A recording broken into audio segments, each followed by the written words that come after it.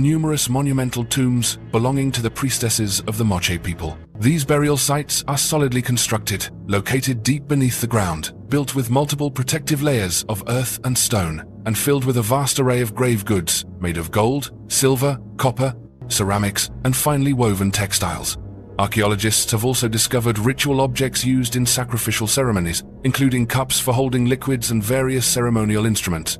Analysis of the skeletal remains found within these tombs shows that the Moche priestesses belonged to the upper echelons of society. They enjoyed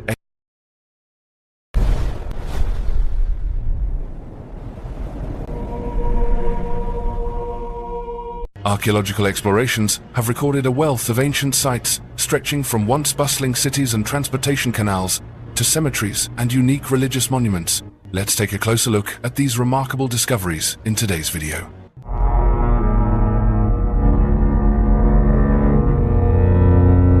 Moche Priestesses.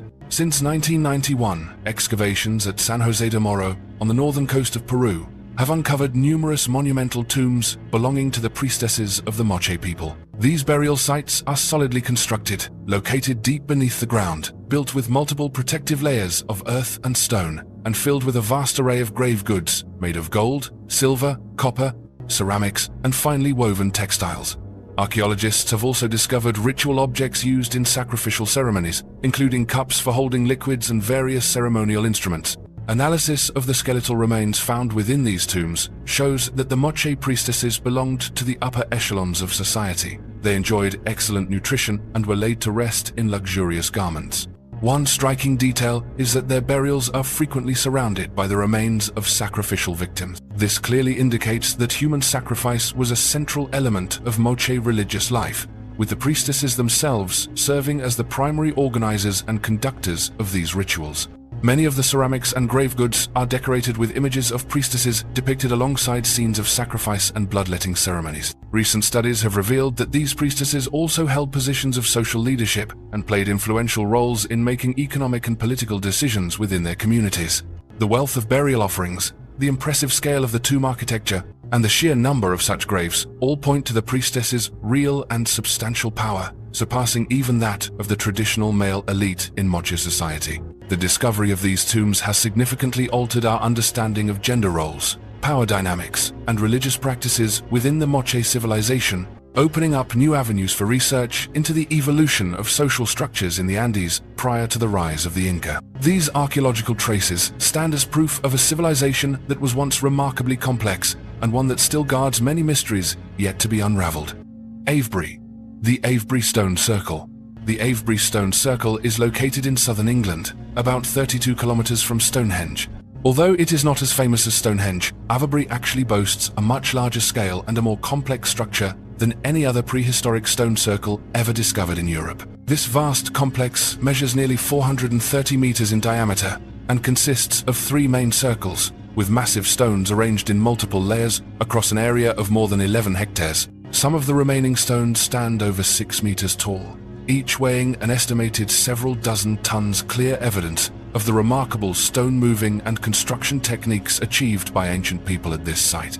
According to analyses from excavations carried out during the 20th century, the Avebury Stone Circle dates back to around 2600 BCE, placing it firmly in the Neolithic era.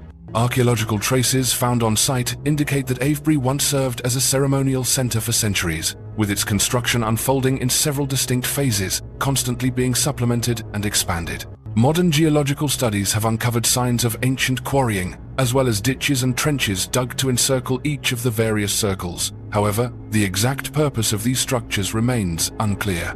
Some theories propose that Avebury was once a site for religious rituals or communal festivals held by the local population. In addition, the alignment of the stones with astronomical phenomena such as solar and lunar cycles continues to be the focus of ongoing archaeological research. Compared to Stonehenge, the Avebury complex has been far less affected by tourism and restoration activities. This has allowed its archaeological features to remain largely intact, providing invaluable opportunities for in-depth research into Neolithic stone construction techniques in Britain. To this day, scholars have yet to reach a consensus regarding the role, meaning, or methods used to build this monument. The question of how these enormous stones were transported and arranged across such a vast plain, and the true purpose behind the existence of the entire Avebury Stone Circle, remain hotly debated topics within the international archaeological community. Vindolanda Fort.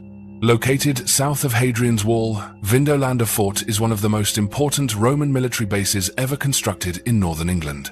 It served as a vital link between the Roman army and these far-flung lands, a place where every brick and every shard of pottery still bears witness to the history of a defensive system that spanned centuries.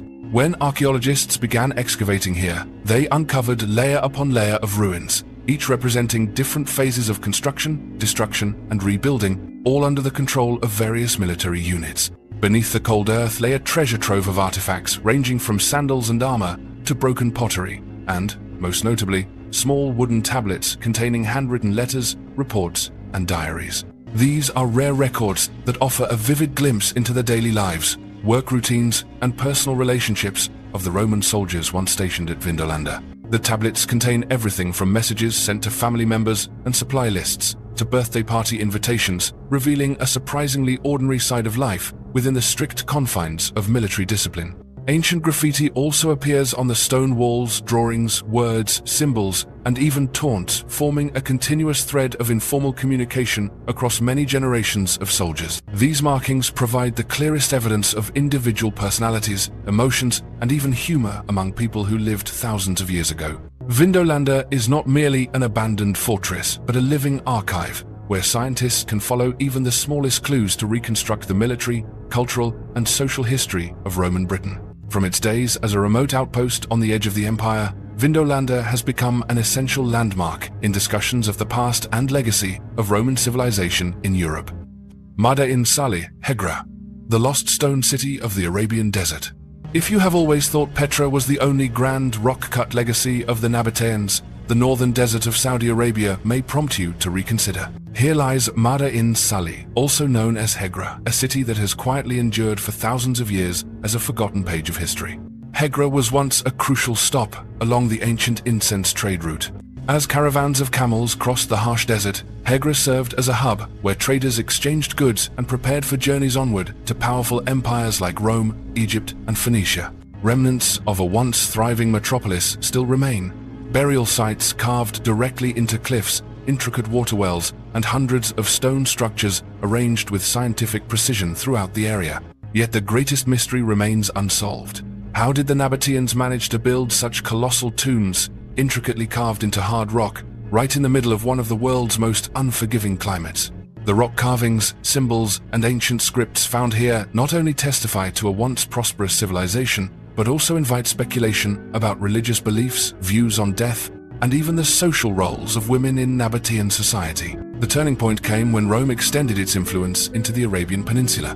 Hegra lost its strategic position, trade routes shifted, and the city was eventually abandoned. For nearly 2 millennia since, Hegra has lain dormant beneath layers of sand and time, becoming one of the most well-preserved ghost cities of the ancient world. In recent years, as Saudi Arabia has gradually opened its doors to tourism and archaeology, Madain Salih has begun to reveal the secrets it has guarded since the Nabatean era. The question remains, will modern research finally unlock the mysteries of Hegra's society, religion, and technology, or will this city forever remain an unfinished chapter in the history of the Middle East? Agartha, the mysterious city inside the earth. Agartha is a topic that appears in many international legends, often described as a city or kingdom existing within the earth itself. According to popular descriptions, Agartha lies within a hollow earth connected to the surface through networks of caves or tunnels stretching across various points around the world. The concept of a hollow earth began to appear in Western literature in the 17th century.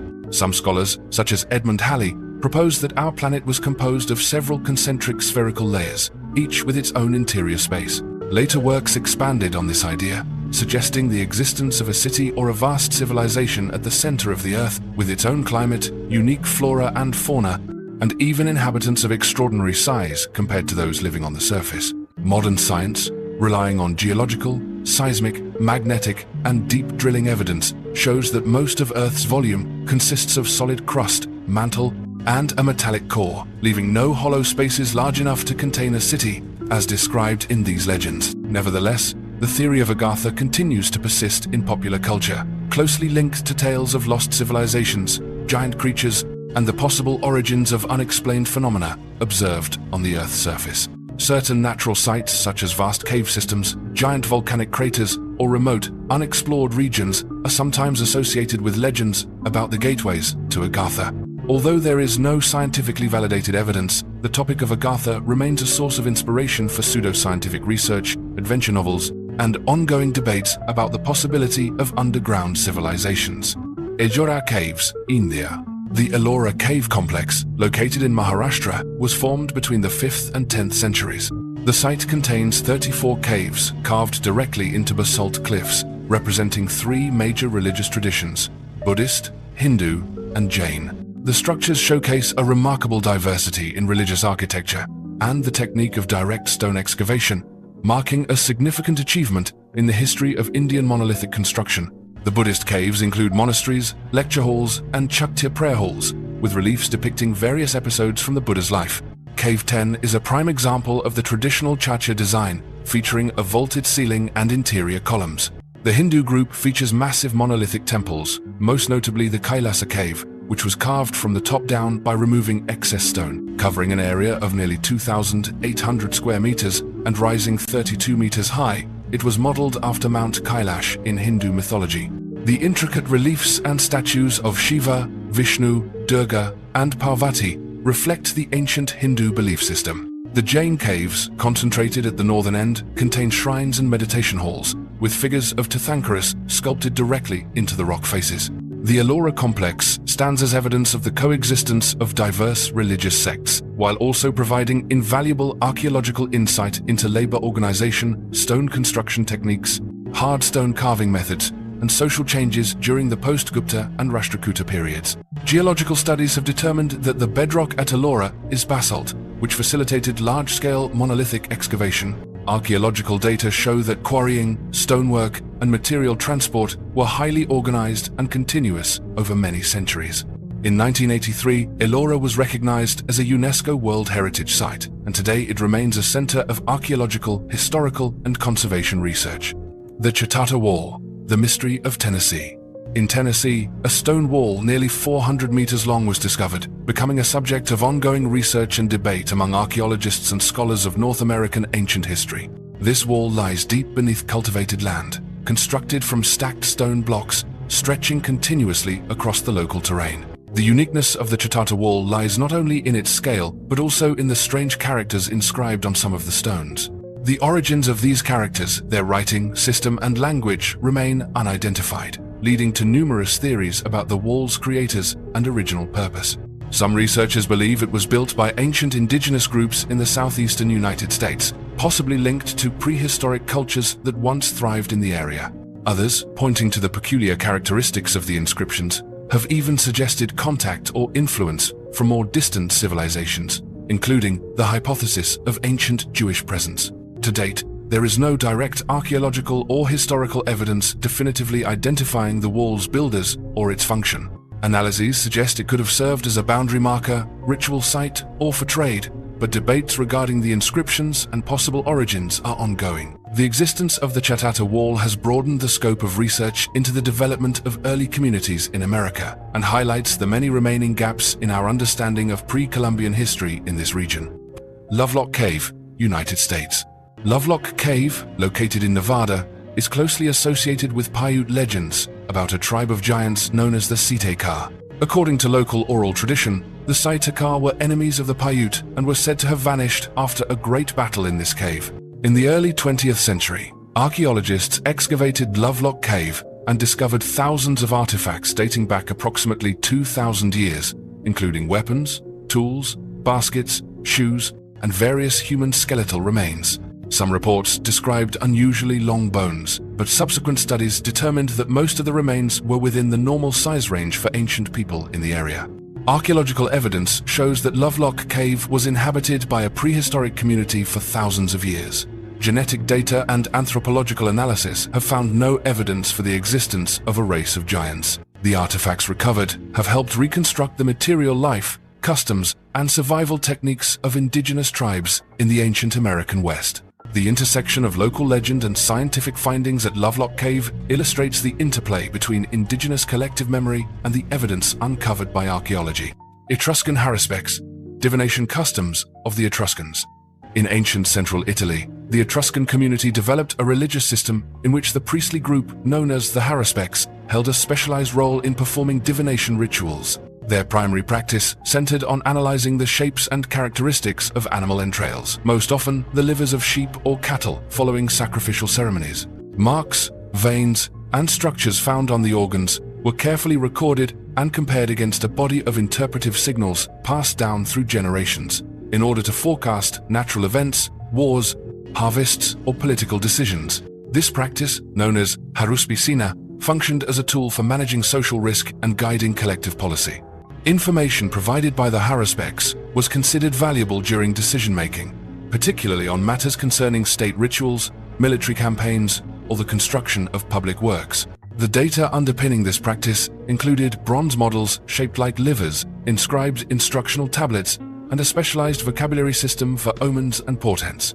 Following the cultural assimilation that took place when Rome expanded its control over Etruria, Haruspicina continued to exist, but its importance gradually diminished, shifting to a supporting role for the Roman augur system. Some haruspices remained as advisors to the ruling elite, but over time, these rituals came to hold mostly symbolic meaning. Archaeological finds, such as the Piacenza liver inscription, provide valuable information on the structure of the organs used in divination, along with detailed descriptions of the ceremonial process.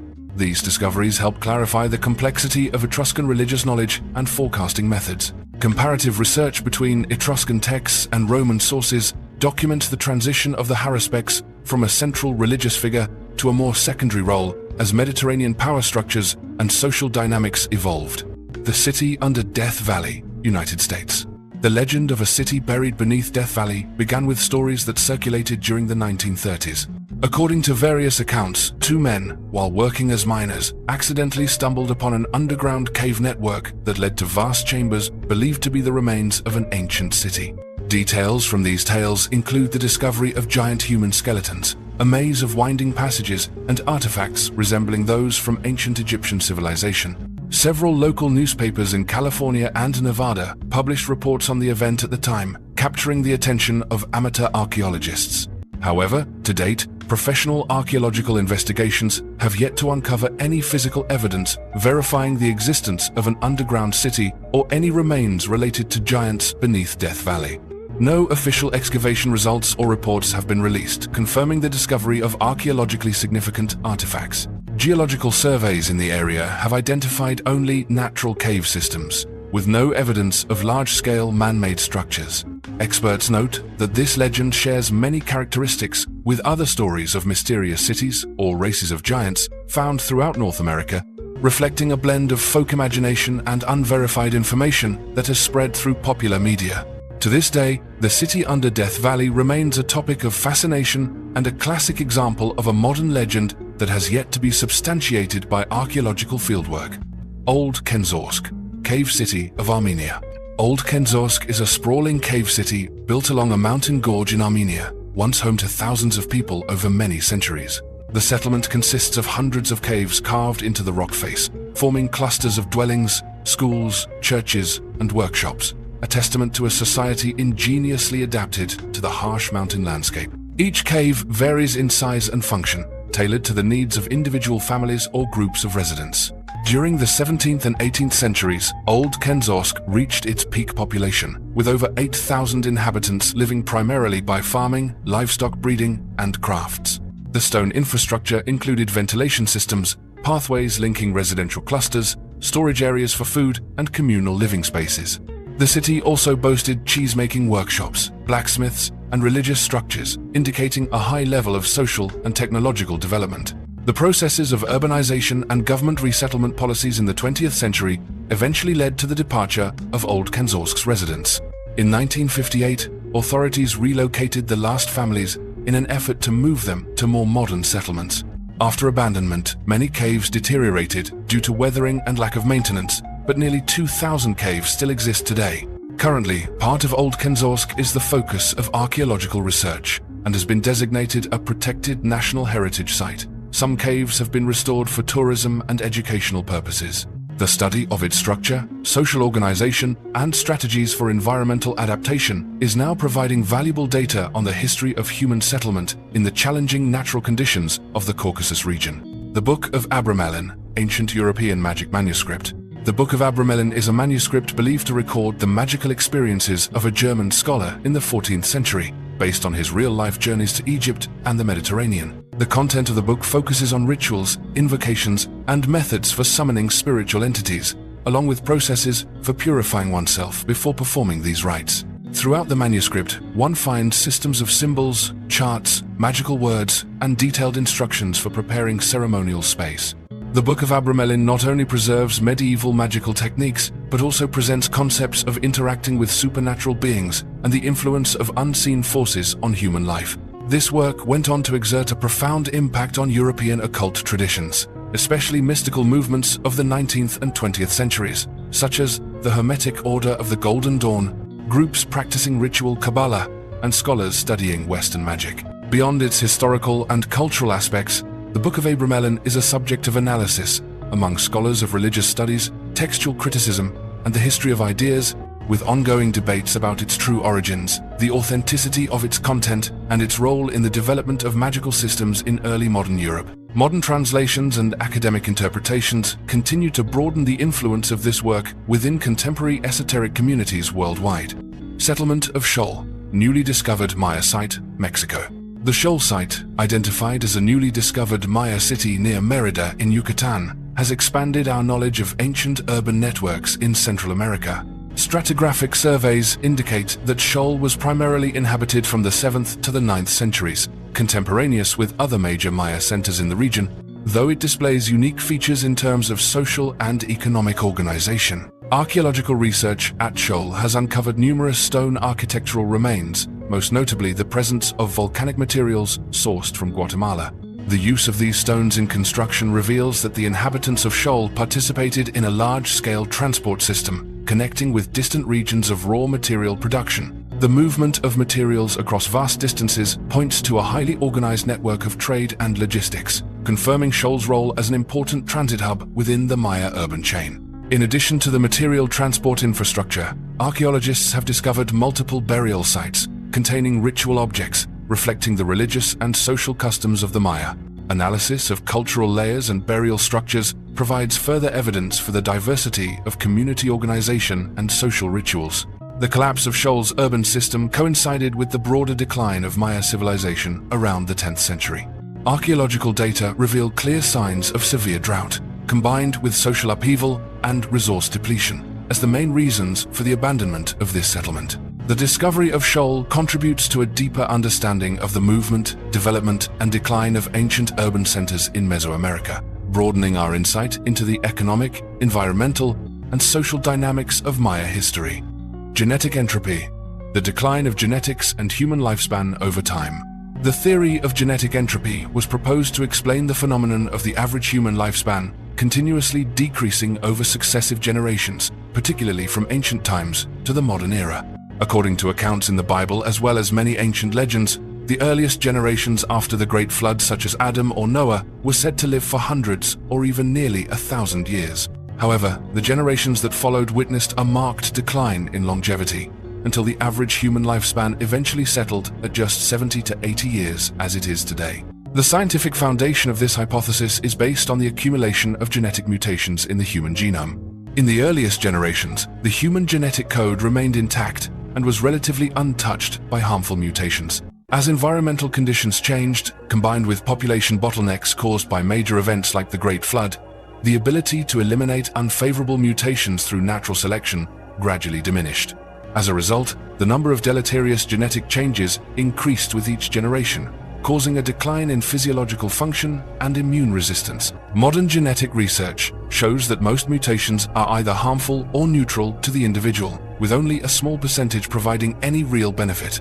When the rate of mutation accumulation exceeds the purging capacity of natural selection, the genetic quality of the population is compromised, leading to reduced lifespan, increased disease risk, and diminished ability to adapt to environmental changes. This is a key issue in the study of hereditary diseases, cancer, and declining gene quality in animal populations with small numbers. However, up to now, archaeological and genetic analysis have not fully confirmed the genetic entropy hypothesis at the scale of the human species. Most scientists believe that lifespan is still strongly influenced by factors such as environment, nutrition, medicine, and social conditions. Nevertheless, the theory of genetic entropy continues to raise compelling questions about long-term evolution, the ability of genes to self-repair, and the natural limits on the extension of human longevity. Caves of the Canary Islands. On the island of Gran Canaria in the Canary Islands, the Cenobio de Valeron cave complex stands as one of the largest and most enigmatic archaeological sites in the Atlantic region. This network consists of more than 350 man-made rock chambers carved into volcanic cliffs, arranged in tiers and interconnected by narrow passageways. Geological surveys show that constructing such a system would have required a large workforce over an extended period, utilizing advanced stoneworking techniques and efficient spatial planning for long-term use. As early as the 15th century, Spanish records noted the existence of these caves and attached various theories to their purpose. Initially, Spanish colonists believed the caves to be monasteries or isolation quarters for native noblewomen before marriage. However, modern archaeological research has thoroughly disproven these ideas. Analysis of organic residues and remaining artifacts has clearly identified the chambers as ancient granaries. The layout of the rock compartments, tool marks, and layers of plant sediment all indicate that these spaces were used for storing cereals, primarily barley and millet, by the indigenous people before the colonial era. Pollen samples and organic remains from the floors of these chambers have established that their use for storage lasted continuously from the 7th to the 15th century. Utilizing cliffside terrain for food preservation prevented pest infestation, maintained stable temperature and humidity, and optimized storage space on an island with limited arable land. The construction of such a large-scale complex as Cenobio de Valeron reveals a well-developed social structure, with collective organization of labor and resource management. In contrast to earlier misconceptions by Spanish colonists, recent findings have clarified the essential role the Canary Cave complexes played in the economic and cultural life of the island's original inhabitants. These structures stand as a testament to food storage technology, social organization, and the adaptability of the Gran Canaria people before conquest. Today, Cenobio de Valeron remains an important topic of research, contributing to our understanding of pre-colonial economic and social systems in the Canary Islands. Saqqara Mummies, Egypt. The Saqqara necropolis remains one of Egypt's most important archaeological sites, with many new discoveries in recent years. Excavations near the Step Pyramid have unearthed hundreds of wooden coffins containing mummies, along with numerous objects associated with ancient Egyptian ritual and religious practice. These coffins date to the late period and were interred in stacked layers within deep burial shafts. In addition to the mummies, archaeologists have discovered a large number of bronze statues, primarily depicting gods such as Anubis, Osiris, Bastet, and Hathor, as well as figures of pharaohs and members of the nobility. Many of these statues display detailed representations of costumes, religious rituals, and the social roles of the individuals depicted, providing rich material for understanding Egyptian art and belief across different dynasties. Ancient musical instruments, including sistrums, drums, and bells, have also been found at the site. Their presence underscores the role of music in religious ceremonies and funerary rituals. Furthermore, papyrus manuscripts and wooden tablets inscribed with religious texts, spells, and excerpts from the Book of the Dead shed new light on Egyptian concepts of the afterlife. The discovery of such a large number of mummies and artifacts at Saqqara is helping researchers gain deeper insights into the social structure, religious roles, and funerary art of ancient Egypt, while also adding valuable data on history, customs, and spiritual life spanning many centuries.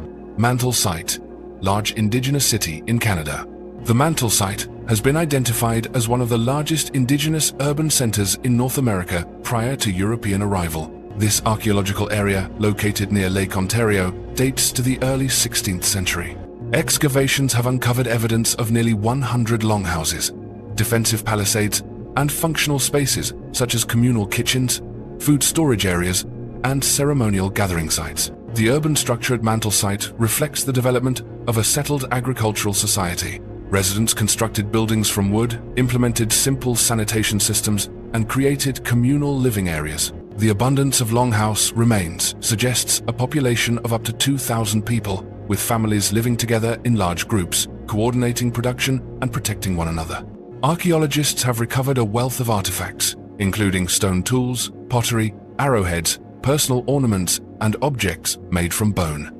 Additionally, evidence of cultivated crops such as corn, beans, and squash demonstrates that agriculture was the cornerstone of this society's economy. The discovery of exotic materials such as copper, shells, and items from distant regions shows that Mantle Site once served as a major hub in a far-reaching trade network. Through successive excavations, Mantle Site has come to be seen as clear evidence of the social organization and cultural sophistication of North American indigenous communities prior to European contact. The findings have helped reshape our understanding of the complexity and achievements of ancient societies in this region. Haunted Scottish Village. In the northern region of Scotland, an old traditional village still remains, now reduced to ruins with many of its stone structures either collapsed or overtaken by vegetation. The village was once home to a thriving community from the 15th century, as documented in civil records up until the mid-19th century, when the population sharply declined and eventually the village was completely abandoned. The remnants include house foundations, stone walls, pathways, and several architectural features typical of the Scottish countryside. The village is closely associated with local folklore about a seer who once lived there, believed by the community to have the ability to predict future events. According to oral tradition, this seer made several prophecies regarding the development of technology, transportation, and social changes in the area. Stories of her presence lingering after death, along with strange phenomena reported in the village, have given this site a special reputation in Scottish folk culture. Studies of the physical remains and archival documents reveal that the village once existed as a self-sufficient community engaged in small-scale agriculture and livestock farming. Its current state is preserved as a heritage survey site and serves as a subject for interdisciplinary research projects examining changes in social structure and the phenomenon of rural depopulation in modern Scotland. The legend of the seer and other supernatural elements continue to be preserved through heritage conservation projects and local cultural studies. The immortal Welwitschia plant. Welwitschia, a plant native to the Namib Desert in southern Africa, is renowned for its extraordinary ability to survive for thousands of years under extreme environmental conditions. This species is unique in that it develops only 2 leaves during its entire lifetime. These 2 leaves continue to grow without ever falling off, gradually extending as they are subjected to the effects of wind, sand, and scorching heat. Recent genetic studies have shed light on the mechanisms that enable Welwitschia to sustain such longevity. About 86 million years ago, Welwitschia's genome underwent a whole genome duplication event, a rare occurrence in plant evolution. This duplication significantly increased the size of the genome and led to the accumulation of repetitive, non-functional DNA sequences known as retrotransposons. Such genetic excess requires Welwitschia to expend considerable energy to maintain, but around 1 to 2 million years ago, as the desert environment became increasingly arid, Welwitschia developed the ability to methylate its DNA and deactivate most of these surplus genetic sequences. This methylation process helped reduce the genetic energy burden and stabilize the genome, enabling the plant to better adapt to scarce resources. Additionally, Welwitschia's physiological structure contributes to its long-term survival. Its extensive, deep root system allows it to access groundwater efficiently, while its leaf tissue cells are capable of retaining water for prolonged periods. The leaves do not fall but are gradually worn down over time, demonstrating a strategy of conserving energy and minimizing nutrient loss.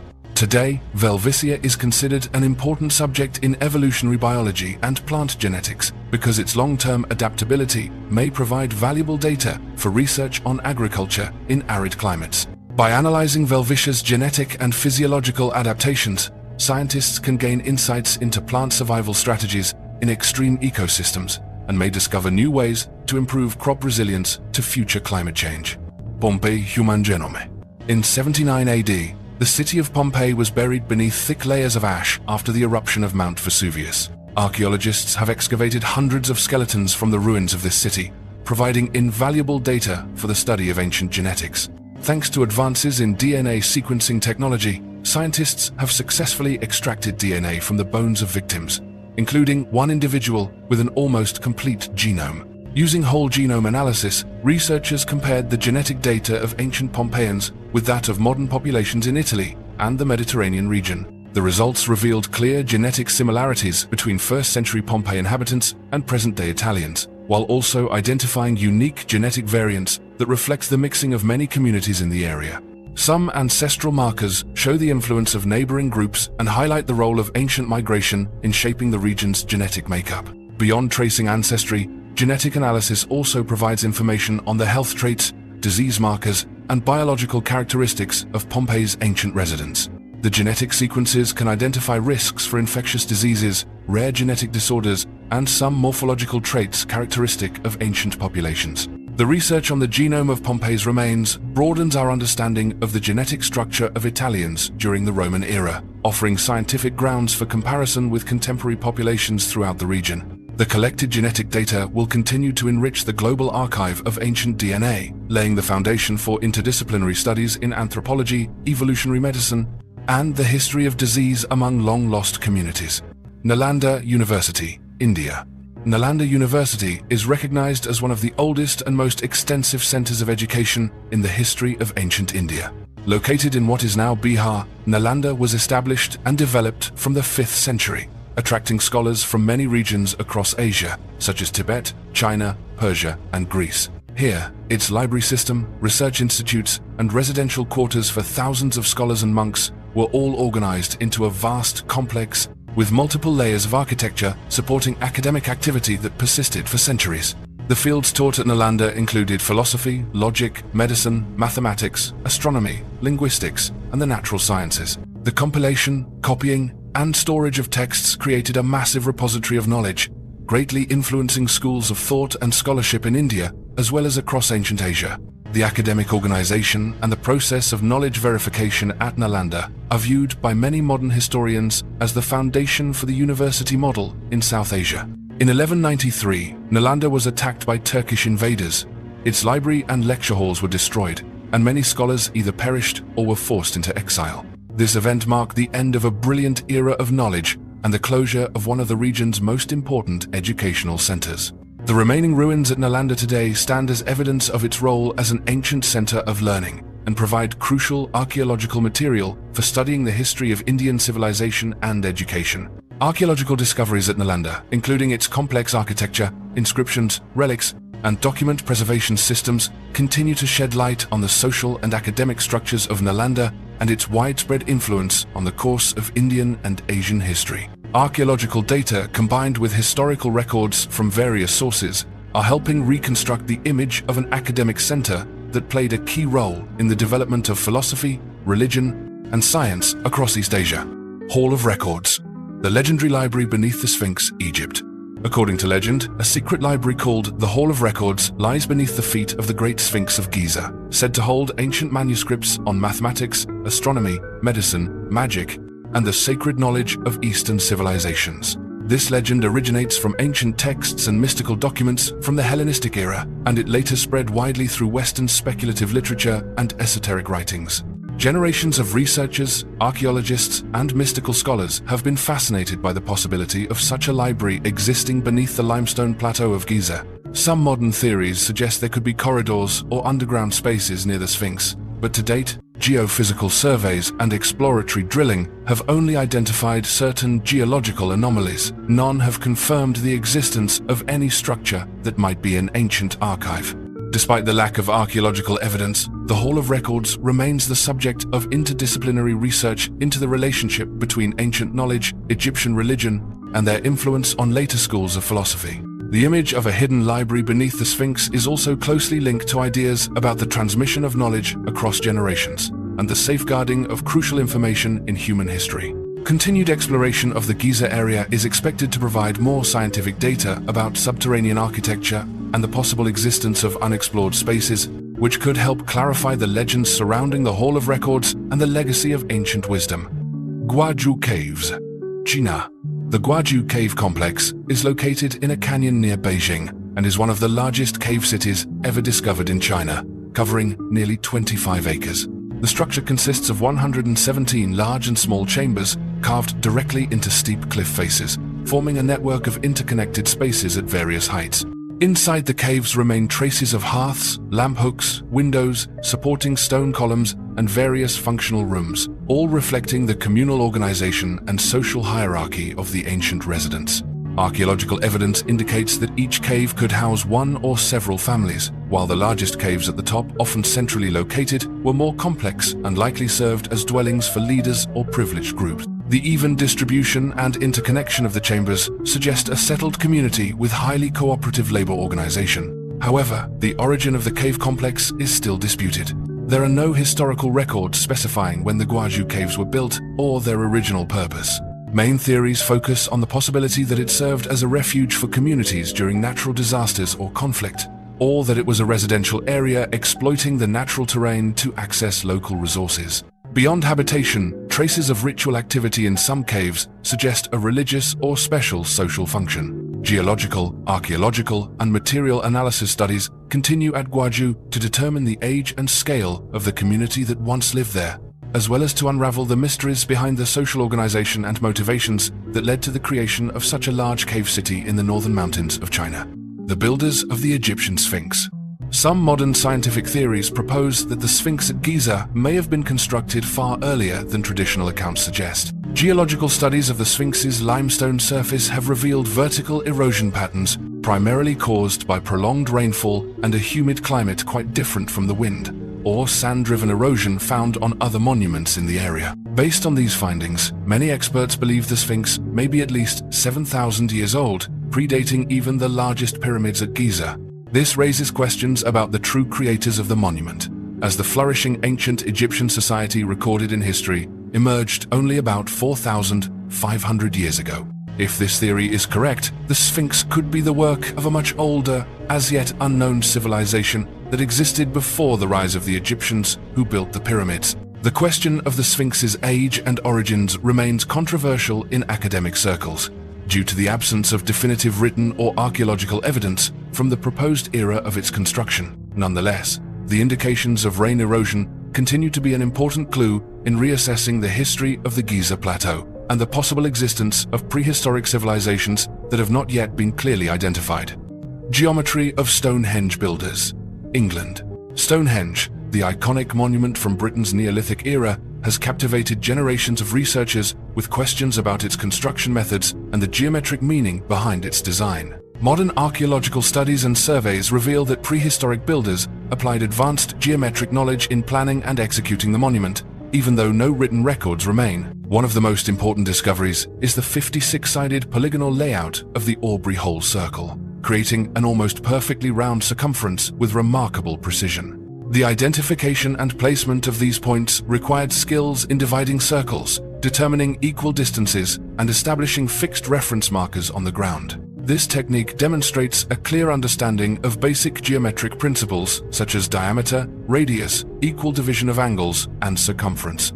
Additionally, the positions of the large standing stones were chosen to align with astronomical events like the solstices, proving that spatial geometry and astronomy were combined during construction. Other features such as the smaller stone circles, deep ditches, and peripheral stone markers were also arranged according to repeating geometric rules, helping to determine orientation, observation points, and the ceremonial meaning of the entire site. Analysis of archaeological tools suggests that builders used ropes, wooden stakes, and manual measuring tools to transfer geometric designs onto the landscape. From the remains and comparisons with contemporary monuments, researchers theorize that the geometric skills of Stonehenge's builders developed through a long process of experimentation, accumulation, and intergenerational teaching. The evidence shows that constructing Stonehenge was not an isolated event, but the culmination of an architectural tradition combining geometry, astronomical observation, and religious ritual in ancient Britain. This reflects the complexity and high level of social organization among prehistoric communities, while raising new questions about the origins of their knowledge and learning methods. Blowing Cave, Arkansas, USA. Blowing Cave in Arkansas is known through local tales about a deep cave system that has never been fully explored. The site attracts public fascination with legends about an entrance to an underground world inhabited by extraordinary beings, often described as giants or mysterious, unidentified people. According to written accounts and stories, unofficial expeditions into Blowing Cave began in the early 20th century. Some local explorers and adventurers claim to have discovered long corridors winding deep into the earth, with complex branches and large chambers inside. Certain sources have even speculated about passages descending to deeper levels, but no maps or scientific surveys have ever verified these claims. Local legends suggest that within the cave might be a gateway to a vast subterranean world inhabited by beings physically different from modern humans, usually described as extremely tall, with features unlike any known Native American groups. These theories are often tied to beliefs about lost prehistoric civilizations or mysterious races for which there is no archaeological evidence. To date, Blowing Cave has not been excavated or systematically surveyed by major scientific organizations. Most information comes from private expeditions or non-mainstream magazine articles. Mainstream archaeologists and geologists have not confirmed the existence of any artifacts, habitation traces, or structures indicating a community of giants or a network of underground cities related to Blowing Cave. Guabo de Turalba, Ancient City, Costa Rica.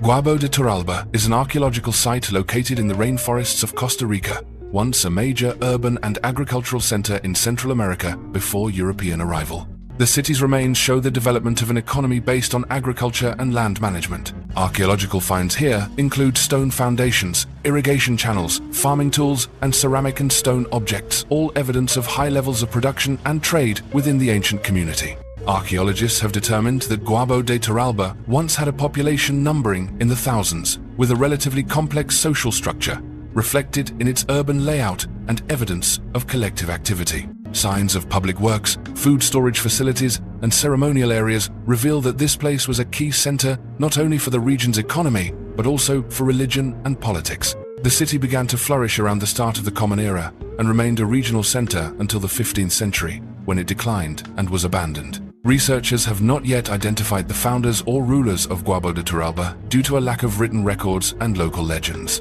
The abandonment appears to have been sudden, leaving little evidence of social unrest or warfare.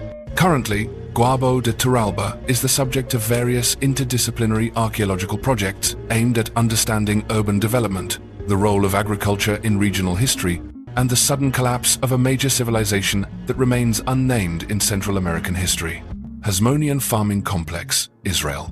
The Hasmonean Farming Complex is an archaeological site in the Judea region of Israel, dating to the late Iron Age and the early Hasmonean period.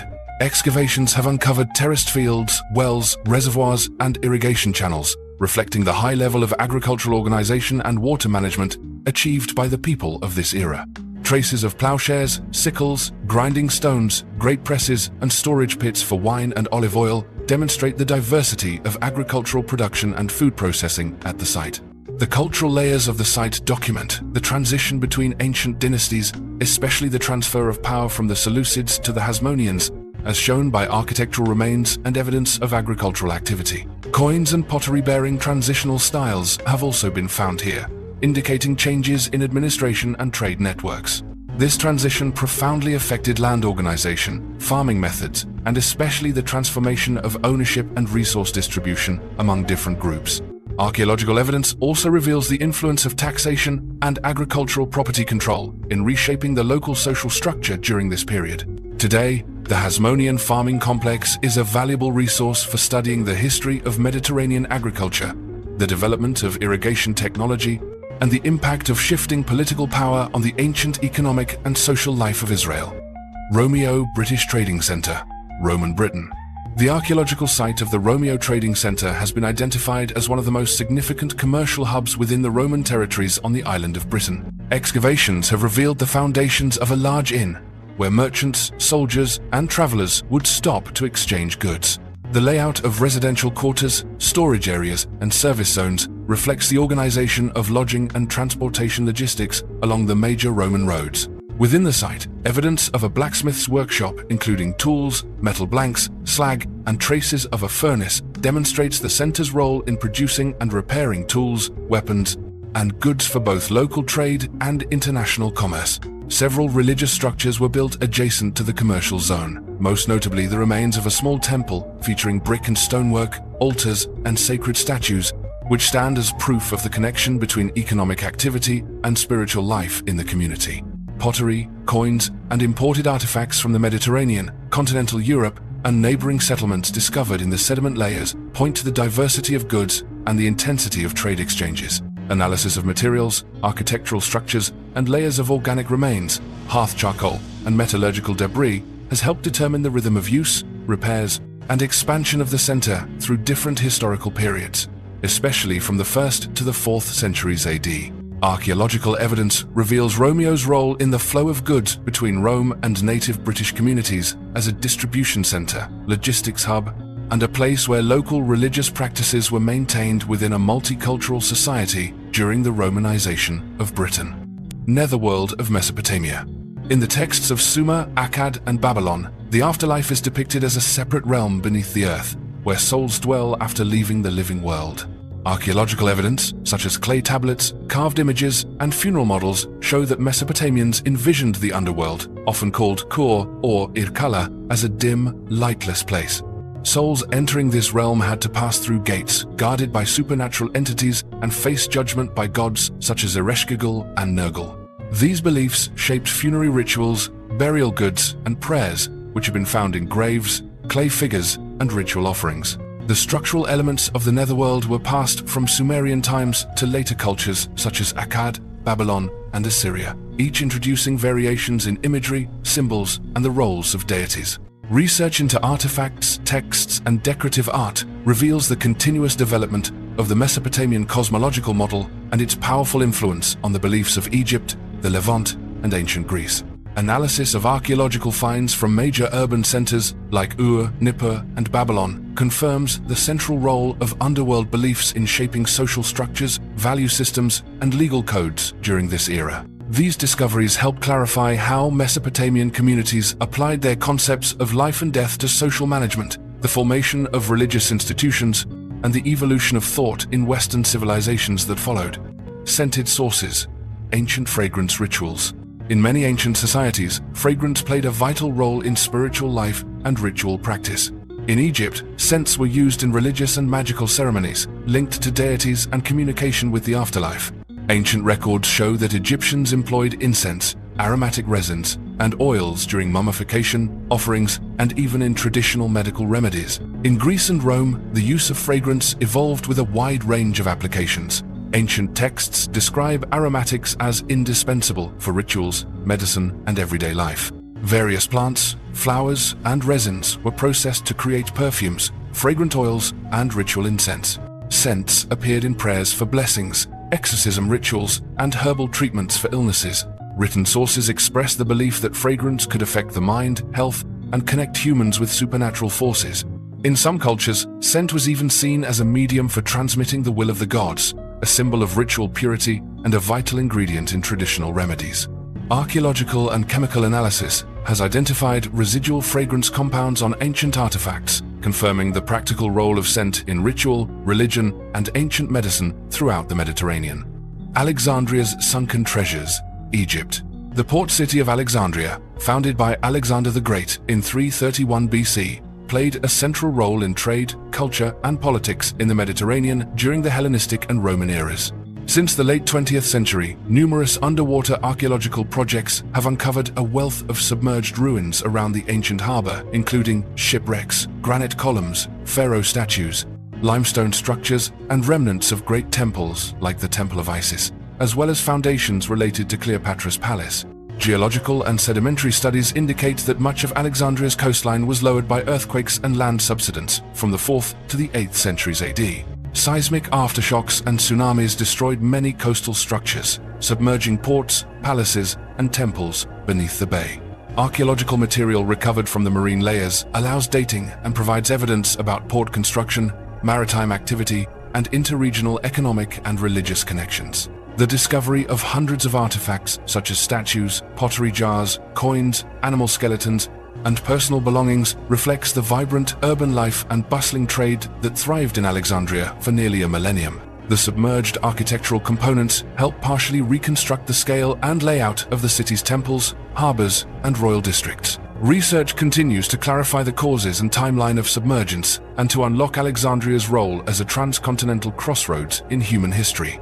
Carlac Castle, Scotland. Carlac Castle is a rare triangular fortification in Scotland, built on geological terrain near a river to control inland transport routes. Archaeological studies have traced multiple phases of construction, with thick stone walls, watchtowers, and food storage facilities strategically arranged throughout the site. The surviving remains show that the castle supported continuous military operations, as evidenced by domestic artifacts, weapons, and foundations of nearby settlements. Historical records and stratigraphic analysis indicate that the area suffered from repeated severe flooding. Thick alluvial deposits around the wall bases and broken masonry, together with rapid soil erosion, gradually rendered the structure unstable. The decision to abandon Karlak Castle and shift the administrative center to higher ground reflects the local community's adaptation to climate and environmental changes in the river region. Archaeological data from episodes of rebuilding and resettlement demonstrate the direct effects of environmental change on defensive systems, settlement patterns, and social structures in medieval Scotland.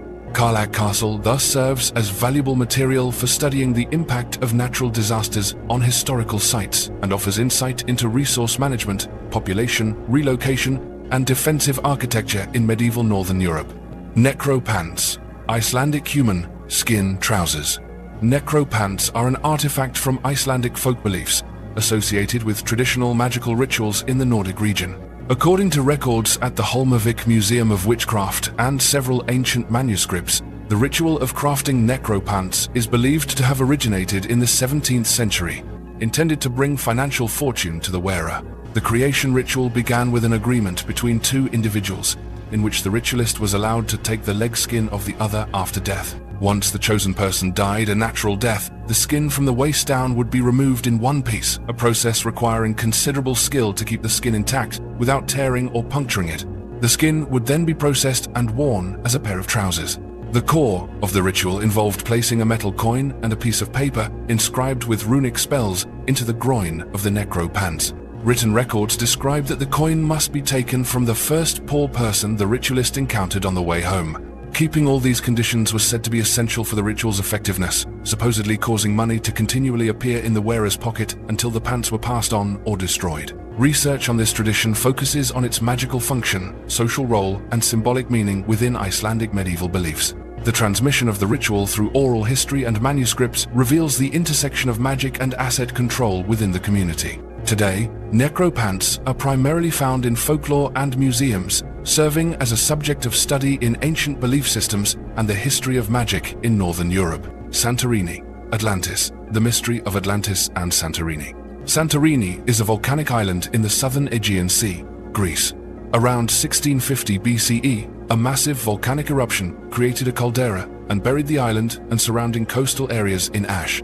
This event led to the collapse of Minoan settlement centers, disrupting economic activities, trade networks, and local social systems on Crete and neighboring islands. Archaeological evidence shows that the city of Akrotiri on Santorini was buried beneath thick volcanic ash, while sediment layers reveal a sudden shift in the local environment. In the 4th century BCE, Plato described Atlantis as an advanced society with a powerful navy that once waged war against Athens. He wrote that Atlantis sank into the sea during a massive geological catastrophe, but the details of its geographic location, timeline, and real nature remain hotly debated.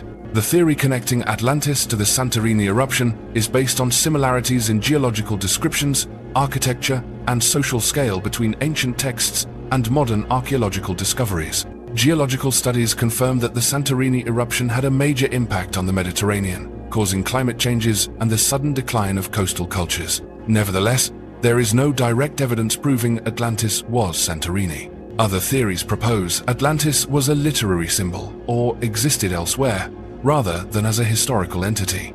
Currently, ongoing archaeological and geological projects on Santorini aim to clarify the relationships among natural disasters, the disappearance of ancient civilizations, and the rise of legends in human history. Santorini stands as a case study for how volcanic activity can shape the rise, fall, and cultural legacy of ancient societies in the Mediterranean. Timgad City, Algeria.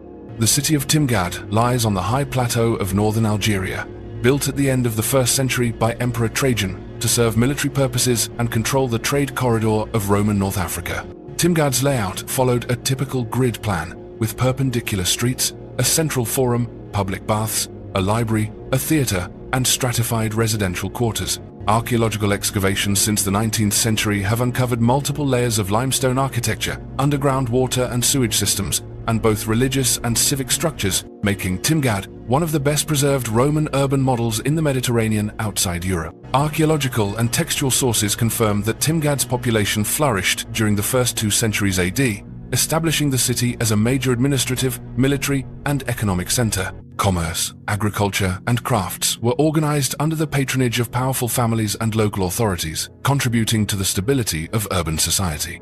By the 5th century, Timgad began to decline due to political instability, religious conflicts, pressure from Berber nomadic tribes, and the expansion of non-Roman powers. The city was gradually destroyed during these conflicts and ultimately abandoned in the early 7th century after Arab control of the region. The ruins that remain, with their street network, public buildings, and residential foundations, provide a valuable urban archetype for studying Romanization in North Africa and the transformation of settlement centers through different historical eras. Fianna, the legendary warriors of Ireland. Fianna are described in Irish historical sources and legends as a band of semi-nomadic warriors who existed during the transitional period between tribal society and the formation of early kingdoms in Ireland. Their organizational structure did not follow the model of a state army, but relied on small, independent groups led by respected commanders, most notably the figure of Finn McCool in oral epics. Fianna members were typically young, unmarried men who joined to train in combat, gain experience, and prepare for eventual integration into settled communities or for higher positions. The role of the Fianna in ancient Irish society was complex. Besides defending territory, they engaged in spontaneous military actions, such as hunting, gathering food, protecting crops, warding off raids, and occasionally attacking other communities to control resources. Many records indicate a symbiotic relationship with the nobility, particularly in winter, when local chiefs would provide shelter and food in exchange for the Fianna's military service. This operational structure reflects the characteristics of a dispersed society, where semi-professional warrior groups acted both as protectors and potential sources of unrest for settled communities. At the same time, the image of the Fianna has been powerfully idealized in Irish legend and poetry. They are associated with values such as loyalty, battlefield skill, intelligence, resilience, and courage. The tales of the Fianna, passed down for centuries, have shaped Irish cultural identity and national pride. However, most legendary elements about the Fianna are difficult to verify when compared with archaeological and historical records. No documents provide exact details about their numbers, locations, or specific organizational structures at any point in history.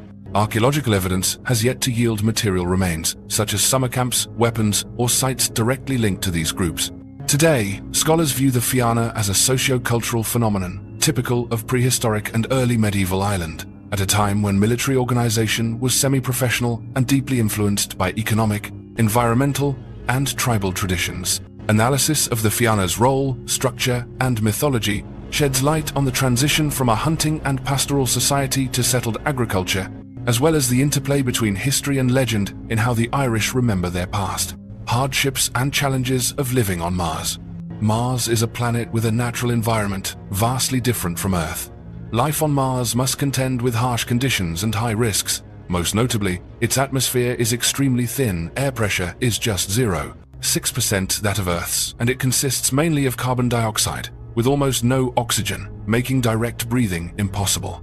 The Martian surface is exposed to intense cosmic radiation, since the planet lacks a global magnetic field for protection. Dust storms, lasting days or even weeks, can disrupt solar energy systems and damage equipment. The average temperature is very low, regularly staying below -60 degrees Celsius. Mars also features complex terrain, with massive volcanoes including Olympus Mons, the largest volcano in the solar system. Potential geologic activity and airborne dust present ongoing challenges to human life support systems.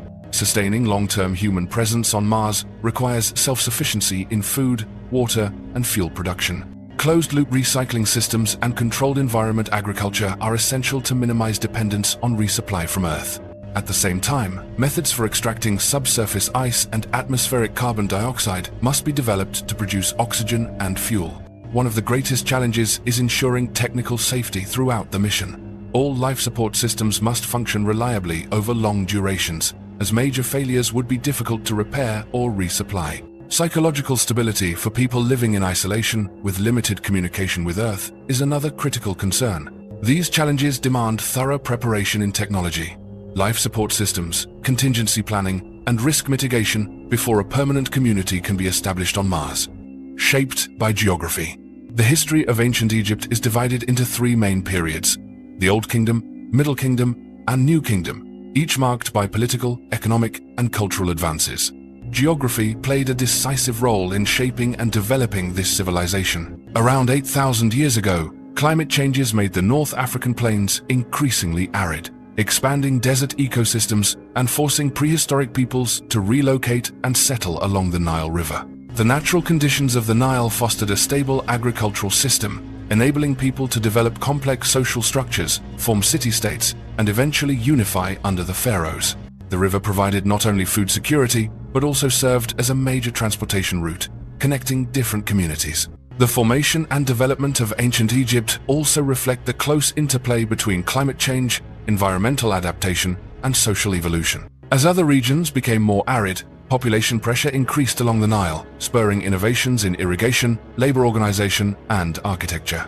As a result, Egypt became one of the world's earliest civilizations to establish a centralized government, develop writing, science, and distinct religion, laying the foundation for an empire that would last for millennia. China's moon base. China is currently advancing plans to build long-term research stations on the lunar surface. The project is designed around egg-shaped structures, chosen for their even load distribution and optimized stability in the moon's airless environment. These stations will be constructed directly from lunar regolith to minimize transport from Earth and make maximum use of local resources. Construction will employ 3D printing technology, supported by automated robotic systems. This approach enables the creation of large, precise structures and reduces risks for humans during the initial building phase. According to the schedule, the first facilities could be completed by 2035.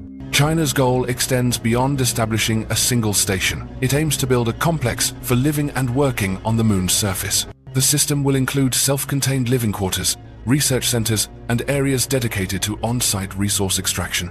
A key focus will be on mining water ice in permanently shadowed regions and extracting valuable minerals. The lunar base will also serve as a hub for future deep space missions. China plans to develop closed-loop life support systems for food production, water recycling, and oxygen generation directly on the moon. Construction of the base is part of a broader strategy to expand activities in space and test essential technologies for off-Earth habitation. The knowledge gained from the lunar base will lay the groundwork for future planetary exploration programs, including missions to Mars. Who invented the compass? The compass is one of the most important instruments in the history of technology, enabling humans to determine direction using the Earth's magnetic field. Ancient Chinese records state that the first prototype of the compass was invented during the Han Dynasty, around the 1st century BCE. The earliest devices consisted of naturally magnetic lodestone, crafted into spoon or fish-shaped pieces placed on a flat plate. These could rotate freely and always pointed along the north-south axis.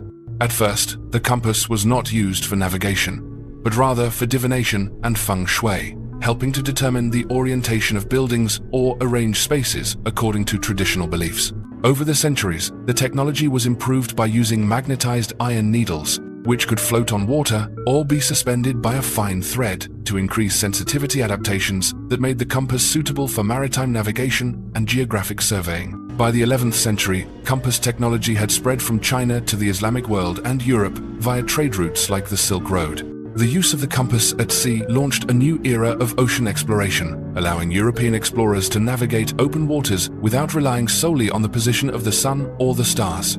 From then on, the compass became the foundation for the development of global navigation, driving commercial exchange, cultural contact, and the broader process of globalization throughout human history. Wyoming Quarry. Ancient Quarry, Wyoming, USA. Wyoming Quarry is one of the oldest mineral extraction sites ever discovered in North America, located in central Wyoming. Decades of geological surveys and excavations have revealed that this place once served as an important mining center for ancient groups, long before the development of large-scale settled cultures on the continent. In the oldest soil layers, archaeologists have found stone tools, projectile points, flakes, and remnants of quarrying activities, mostly scattered in small clusters, suggesting a labor structure divided into groups.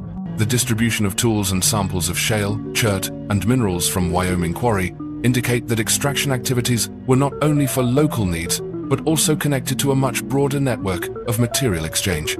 Some types of stone from this quarry have been found at sites hundreds of kilometers away, in cultural layers dating back to the end of the Ice Age. This evidence strengthens the hypothesis of the emergence of early trade routes between hunter-gatherer groups in central North America. Stratigraphic analysis at Wyoming Quarry, combined with radiometric dating techniques, produces results that predate the classic timeline for early settlements in the Americas. This discovery raises new questions about the timing and pathways of the first human migrations to the continent and expands research into how ancient people adapted and exploited resources in prehistoric times. Sediment layers containing fire traces and stone tool cut marks show that mining activities here were continuous over many generations. Beyond the technical significance of mining, Wyoming Quarry provides valuable insights into early social organization, demonstrating that labor coordination and material transport from quarry to end use occurred very early. The archaeological findings at this site play a pivotal role in revising theories about the history of mineral extraction, settlement patterns, and material exchange in prehistoric North America. Concepts of space communities and space tourism. In recent years, alongside planetary exploration programs, a number of ideas regarding space communities and space tourism have been proposed, all with the aim of expanding the living and operational boundaries of humanity beyond Earth. Asgardia is a project established with the goal of building an independent space nation. The project has announced its own constitution and launched a small satellite that operates in Earth's orbit. Currently, the project leaders are outlining plans to develop space infrastructure such as orbital stations and permanent bases on the Moon. The main objective is to create a space community with an independent management structure, its own legal system, and a development strategy aimed at settling humans beyond Earth. However, the long-term feasibility of Asgardia's goals still depends on many factors: technological capabilities, financial resources, and the acceptance of the international community. So far, the project remains in its early stages, with its main activities centered on maintaining a small satellite and developing an online community. Alongside these space community projects, commercial space tourism is also progressing rapidly. The company Orbital Assembly has proposed 2 space hotel stations, Pioneer Station and Voyager Station. Pioneer Station is designed on a small scale, accommodating about 28 people, and is scheduled for experimental operation in the coming years. Voyager Station is larger, with a capacity for around 400 guests, and is planned to be operational by the end of this decade. These stations will generate artificial gravity by rotating around a central axis, enabling long-term living and daily activities in space. Visitors will have access to both gravity and zero-gravity environments within the same station. Although the initial costs are expected to be very high, developers hope that expenses will gradually decrease over time as space transport and construction technologies become more widespread. The trend of commercializing space tourism is expected to open up an entirely new market in the aerospace industry, paving the way for civilian activities beyond Earth in the near future. Projects like Asgardia and these space hotel stations demonstrate how the concepts of nation, community, and tourism are expanding beyond the limits of our planet, helping to shape new models of living and movement in space for centuries to come. The ancient city of MV. The ancient city of MV was once a major center along the Silk Road in Central Asia. Its location today is within Turkmenistan. But throughout history, MV was more than just a stopping point. It was a place coveted by many cultures for its strategic value and wealth. Archaeological excavations have shown that traces of human settlement here date back to the 3rd millennium BCE. MV initially began as a prehistoric community and gradually became part of the Achaemenid Empire, known then as Magu. By the 6th century BCE, Cyrus the Great of Persia had renamed it MV. The city continued to change under the rule of Alexander the Great when he conquered the Persian Empire. It is believed that Alexander himself set foot here, and for a short time, the local people renamed the city Alexandria in his honor, but the old name was soon restored. Over the centuries, MV fell under the control of various peoples, including the Seleucids, Bactrians, Parthians, and Kushans. During this period, the city became a crossroads of cultures, constantly receiving and transferring influences from the surrounding empires. From around the year 220 to 553 CE, MV became a religious center, where Zoroastrianism, Buddhism, and Christianity all coexisted. It was a vibrant urban area, home to people of many different faiths living side by side. However, Between the 6th and 11th centuries, MV became the capital of the Church of the East in this region, before gradually shifting toward Islam as earlier religions were pushed back. From that point onward, the city began to decline. Today, all that remains of MV are scattered ruins lying amidst the desert, in a place that was once a great metropolis at one time, believed to be the most populous city in the world. MV is now recognized as a UNESCO World Heritage Site, but its current image is little more than crumbling walls, old foundations, and faint traces of a once flourishing era. The city of Karakoto, Mongolia. Karakoto is an ancient city built in 1032, situated in the Gobi Desert region, in what is now Inner Mongolia, China. According to historical records and geological surveys, Karakoto was once an important transit point along the Silk Road, serving as both a commercial and administrative center for the Western Xia dynasty. The city was located beside the Blackwater River, a vital water source that sustained the area during its peak. By the 13th century, Karakoto was attacked by the army of Genghis Khan during the Mongol expansion. After being captured, the city continued to develop under Mongol rule. Archaeological evidence and old maps show that Karakoto maintained its strategic position and remained an important transit hub for many centuries.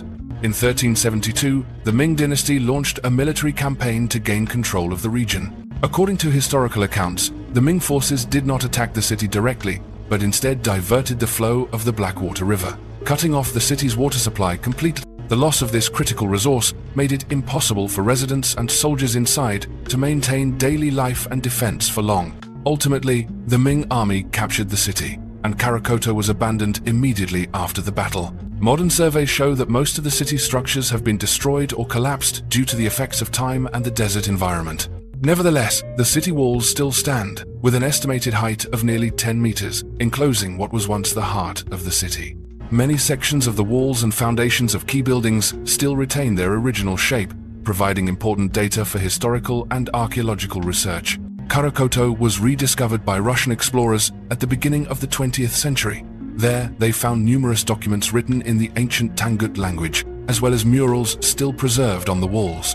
These artifacts are now housed in major museums around the world, helping to reconstruct part of the history of a city that was once a vibrant center of trade and military activity in the Gobi Desert. The city of Caral, Peru. The city of Caral is located on the Supe Plateau, about 23 kilometers from the northern coast of Peru. It is one of the oldest known urban centers in the Americas.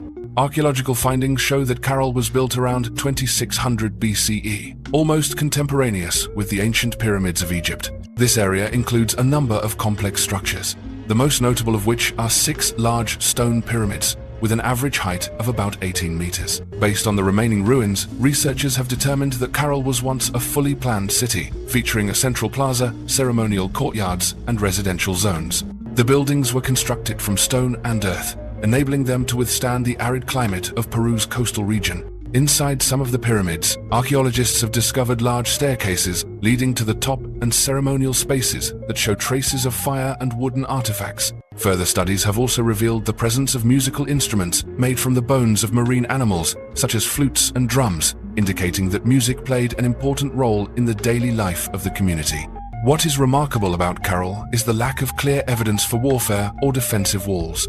The city developed primarily based on agriculture, thanks to its control over water sources near the Supe River and the ability to construct simple irrigation systems. Additionally, artifacts indicate that Caral maintained trade relations with both coastal and highland regions. Around 2000 BCE, the city began to be abandoned. Archaeologists have not yet determined a clear reason for Caral's collapse. There is no sign of large-scale war, natural disaster, or severe epidemic. Some theories suggest that climate change or internal social upheaval may have caused residents to leave the area. Today, Caral is considered one of the most important archaeological heritage sites in South America. The discovery of this city has expanded scientific understanding of early civilization development along the Pacific coast and demonstrated that the ability to construct complex urban centers was not limited to Egypt or Mesopotamia, but also existed simultaneously in the Americas. The Film City in Qatar. In the northern desert of Qatar, a traditional-style village has been discovered in a state of complete abandonment, showing no signs of long-term habitation. This area is now referred to as Film City, but its origins and original purpose remain unclear. The buildings in this area are fully constructed in terms of form, including residences, watchtowers, courtyards, and a mosque. All were built using local materials such as clay, wood, and stone, showing evidence of construction techniques common in Gulf coastal villages. However, there are no traces suggesting that residents ever lived here or that stable economic activities took place. No auxiliary structures, water supply systems, or signs of long-term habitation have been found. Surface surveys show no layers of cultural deposits accumulated over time. Some theories propose that this area might have been built to serve as a filming location or set for an undisclosed project. Certain unofficial sources mention the possibility that it was reconstructed for tourism or as a display of traditional architecture. But there is no archaeological or administrative record to confirm this. Film City is isolated from modern settlements and is not connected to any formal transportation infrastructure. Access is mainly via temporary off-road routes, indicating that the site was not planned for long-term use. The current condition of the buildings shows only basic preservation, with no evidence of regular restoration. Residences and wooden details are naturally deteriorating. As of now, no systematic archaeological research has been conducted in this area. There are no geological data, no discovered artifacts, and no detailed surveys regarding the age of the building materials or traces of habitation. The origin of the village remains an open question, with no scientific consensus on the time of construction, its intended use, or the reasons for its abandonment. The lack of cultural layers, absence of support systems for daily life, and no discovery of everyday objects strongly suggest that this was never a true residential area. The site is currently under limited protection, with no extensive research activities underway, and it remains a valuable subject for future studies on the history of construction and land use in the deserts of Qatar. Lucanium, Roman wooden fortress. Along the eastern frontier of the Roman Empire, a defensive system was established to protect its territories against incursions by outside tribes.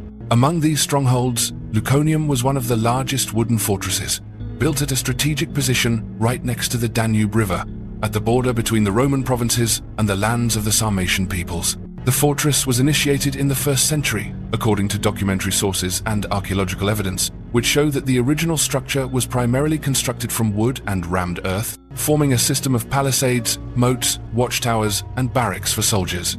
The scale of Lucanium could accommodate between 500 and 1,000 stationed troops and included living quarters, granaries, weapon workshops, and auxiliary facilities. The combination of Roman military architecture and the area's natural conditions contributed to a continuous defensive capability along the border. Over time, Lucanium was reinforced with layers of stone and expanded with additional guard posts, adapting to the needs of traffic control, monitoring migration, and preventing surprise attacks. Alongside the development of nearby settlements and trade activity around the fortress, this place gradually became a military and economic hub of the region for many centuries. However, by the end of the 5th century, under increasing pressure from nomadic tribes and major changes in the political structure of the Roman Empire, Lucanium, along with many other border defenses, was abandoned. Today, the remains of the fortress are mostly limited to foundations and traces of the old walls, providing archaeologists with valuable data about Roman defensive strategies and military organization in Eastern Europe. The Sade Fields, Ireland. The Sade Fields, located in the coastal boglands of northwest Ireland, were discovered in the 1930s during peat cutting operations. The first evidence was found by a local schoolteacher while cutting away surface soil for fuel. Beneath the thick layer of peat, aligned stone blocks and underground stone walls were uncovered. This discovery was later investigated and confirmed by archaeologists as the remains of an ancient agricultural settlement. Beneath the peat, researchers discovered a system of stone walls laid out in a planned fashion, forming enclosed fields. This system was built in a grid pattern, with clearly defined boundaries that reveal methods of agricultural organization and land management dating back to the Neolithic period. In addition to the walls, foundations of small structures were found, most likely used as temporary shelters for farmers or for storing supplies. Using radiocarbon dating, researchers determined that the Sade Fields were in use around 5,500 to 6,000 years ago, contemporaneous with many early agricultural cultures in Europe. However, there is no evidence of continued development after this period. The main reason appears to be regional climate changes, leading to the accumulation of thick peat and the transformation of the landscape from arable land into bog. Stratigraphic surveys indicate that the formation of the peat layer occurred over a long, stable period, effectively preserving the underlying agricultural structures. No evidence has been found of long-term settlement, such as large dwellings, water systems, or everyday pottery. This has led archaeologists to conclude that this was a seasonal agricultural area or was only used for a limited time before being abandoned. Today, the Said Fields are considered the largest and best preserved ancient agricultural system discovered beneath peat in Europe. The stone walls, field surfaces, and boundary divisions have remained intact beneath the deep peat layer. The site provides valuable data on how Neolithic people farmed and managed land resources in harsh climatic conditions before the ecosystem of the region fully shifted to the bogland it is today. The 1540 Expedition Excavation, United States. In the Santa Cruz Valley area, an archaeological team led by Denny Seymour conducted a survey and discovered a site potentially linked to the Spanish expedition of 1540. This location is believed to contain temporary settlement remains associated with the expedition of Francisco Vázquez de Coronado as it moved through the American Southwest. The excavation yielded many artifacts of European origin, including crossbow bolts, pieces of chainmail, iron nails, fragments of weapons, horse remains, and a bronze musket about 1 meter long. The musket was found on the foundation of a structure built from local materials, indicating that this may have once been an organized stopover. Metal samples were compared with artifacts from other Spanish sites dating to the 16th century. The results showed similarities in alloy composition and manufacturing methods, consistent with the period of Coronado's expedition. Researchers also documented horse-related traces, consistent with the mobility patterns of Spanish groups at the time. There were no permanent housing structures or cultural layers indicating long-term occupation at the site. Archaeological evidence suggests this may have been a field camp or temporary garrison for military movement. Geographically, the site is located about 64 kilometers north of the Coronado National Memorial. To protect its archaeological value and prevent disturbance, the exact location of the site has not been widely disclosed. Additional excavations are planned to clarify the site's structure, occupation period, and specific role in the Spanish expedition's journey. This discovery is considered valuable in providing direct archaeological evidence of early European presence on the territory of what is now the United States, particularly in the Southwest, where previous records had mainly documented indigenous migration traces. Continuing analysis and comparison of these artifacts may further contribute to research on the earliest encounters between Europeans and native cultures in this region. The Indigenous Canal, United States. In the area near the Gulf of Mexico, archaeologists have discovered an ancient canal nearly 1.6 kilometers in length. This structure has been dated to around 1,400 years ago and was built by the indigenous communities living in the region to serve canoe transportation. The canal was found in a coastal marshland area. Although it was recorded in documents as early as the 19th century, it had never been thoroughly investigated until official excavations were carried out. Through mapping and sediment analysis, researchers confirmed that this canal was a man-made structure, dug to connect coastal waters with inland waterways. According to survey results, the canal's width was suitable for small canoes, and it was designed with a consistent depth, enabling continuous travel through the area's typical swampy environment. Utilizing the canal allowed the local community to reach fishing grounds and transport goods without having to cross complex wetlands.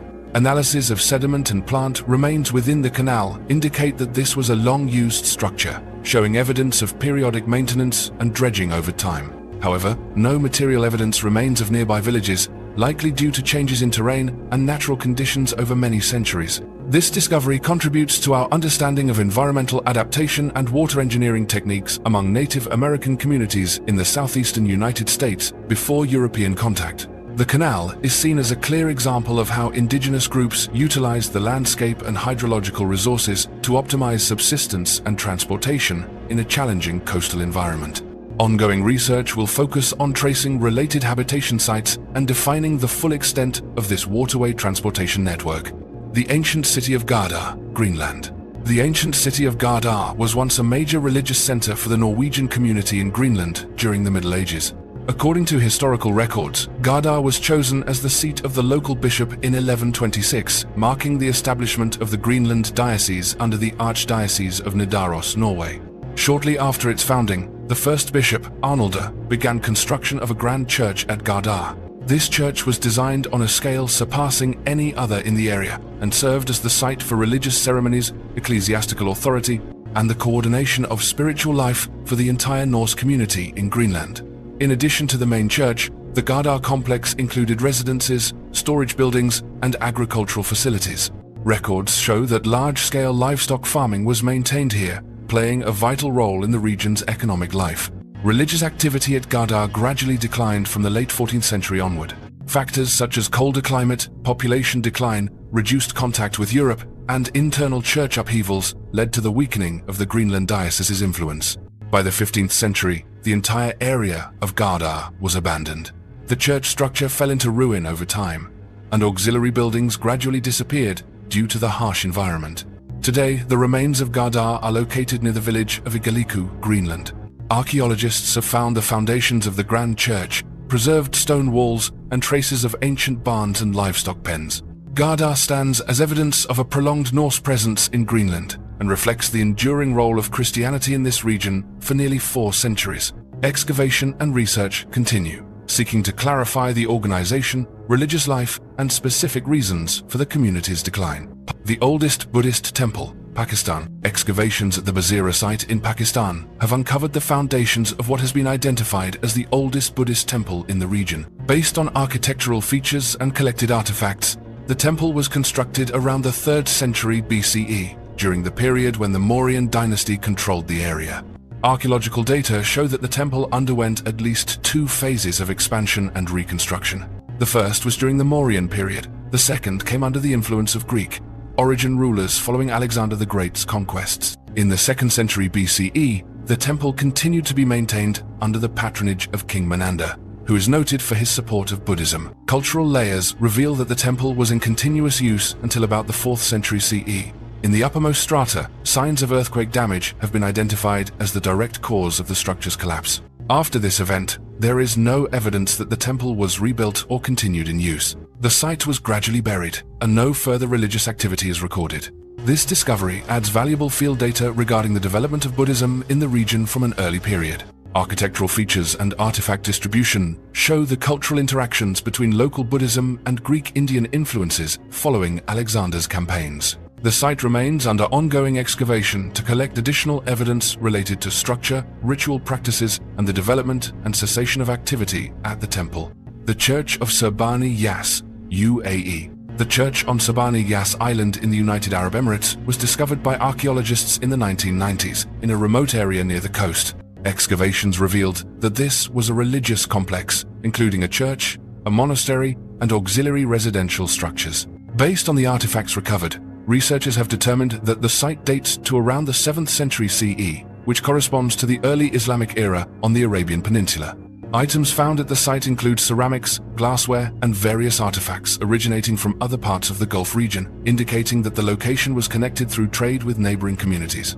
Archaeological evidence also shows that residents here raised livestock and participated in craft production. Notably, the architectural style and distinctive features of the church are consistent with the traditions of the Eastern Church, a branch of Christianity that once existed in this region before Islam became widespread.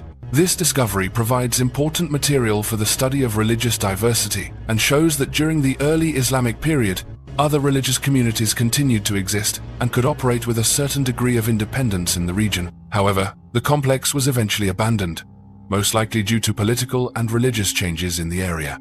Today, the archaeological site is preserved as part of the UAE's historical heritage, contributing to a broader understanding of the religious and social past of the Arabian Peninsula. Getty, the forgotten city on the Indian Ocean. If you've ever thought that the world's greatest ancient cities only emerged in Europe, the Middle East, or Asia, it's time to take a closer look at what archaeology has uncovered in Kenya. Hidden in the coastal forests of the country's east, the ruins of Getty stand as a prime example of urban development in medieval East Africa. A city built from coral stone, with streets laid out in a grid, a clean water supply system, and even underground drainage.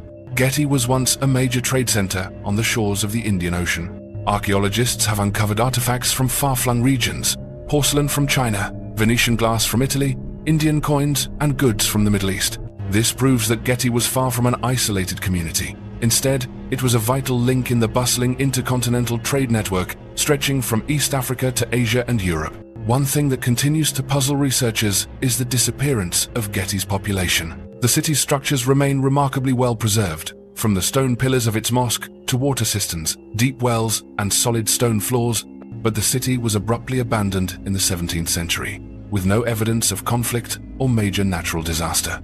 What remains is a silent space amid the trees, where coral walls are slowly weathered by time. Today, Getty is one of the most significant archaeological sites in East Africa, providing a direct window into the urban life, building skills, and commercial connectivity of Kenya's coastal communities centuries ago. These ruins are proof that Africa's urban history rivals that of any major civilization elsewhere in the world, even as many mysteries surrounding Getty remain unresolved to this day.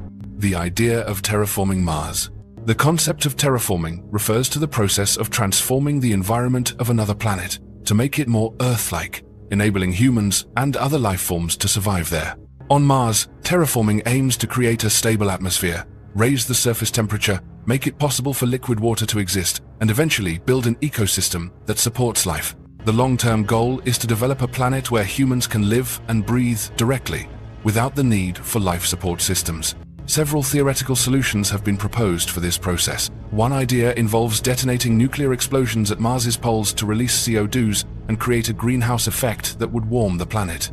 Another approach suggests extracting the CO2 present in the soil and underground ice deposits. Some scientists have even proposed redirecting gas-rich comets to collide with Mars in order to add more gas to the atmosphere. However, all these approaches face enormous technological barriers. With current capabilities, humanity is unable to move comets or produce explosions large enough to affect the climate of an entire planet. Even if CO2s could be released, the atmospheric pressure would still be far too low to support the existence of liquid water, and the atmosphere itself could be lost to space. One of the greatest challenges is that Mars lacks a global magnetic field. Without this protective shield, the atmosphere is highly vulnerable to being stripped away by solar wind over time, causing instability and reducing the effectiveness of any effort to increase pressure or retain heat. At present, experimental research on Mars atmospheric modification is only happening on a very small scale. For example, the Moche device aboard the Perseverance rover has successfully converted Martian CO2s into oxygen. However, the current rate of oxygen production is only sufficient to support a small animal for a short period. This demonstrates that the technology is progressing but remains far from being scalable. According to computational models, the process of terraforming Mars, if it ever proves feasible, would likely require thousands of years to complete. This is a long-term goal that would demand many generations of technological progress, resource accumulation, and research into planetary environmental control methods. For now, terraforming remains an idea that cannot be realized in the near future. Iuno, Okunoin Cemetery. Okunoin Cemetery, located on Mount Koya in Japan, is a religious site of remarkable scale and archaeological significance. It is recognized as the largest Buddhist cemetery in Japan. According to historical documents, the area was established in the 9th century and is closely linked to the spread of Shingon Buddhism, founded by Kobo Daishi.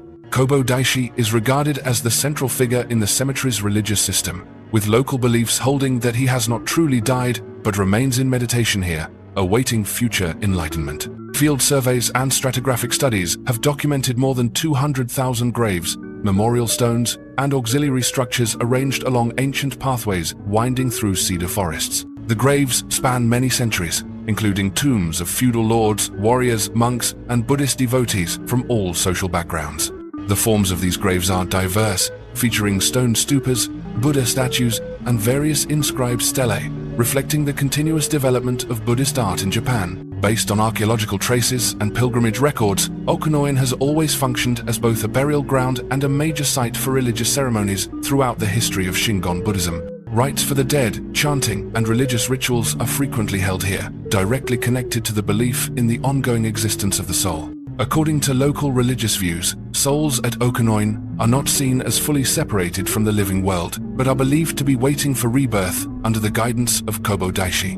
Interdisciplinary research combining archaeology, religious history, and anthropology has shown that the spatial organization of the cemetery is structured by social status and chronology, and reveals the continuous evolution of belief systems over many historical periods. The preservation of Okunoin today is not only religiously significant, but also offers a valuable model for studying burial customs, Japanese Buddhist traditions, and the transformation of sacred spaces over time. Okunoin Cemetery continues to function as a pilgrimage center and an important archaeological heritage site, drawing ongoing interest from researchers both in Japan and internationally. Detailed studies of construction materials, local ecosystems, and land use patterns are still underway to complete our understanding of the site's structure, functions, and historical development. Petra, the stone city and the story of Nabatean women's rights. Deep in the deserts of Jordan, Petra was once the grand capital of the Nabatean kingdom. The city is famous for its unique rock-cut architecture, water management systems, and its strategic location along trade routes connecting Arabia, the Mediterranean, and Mesopotamia.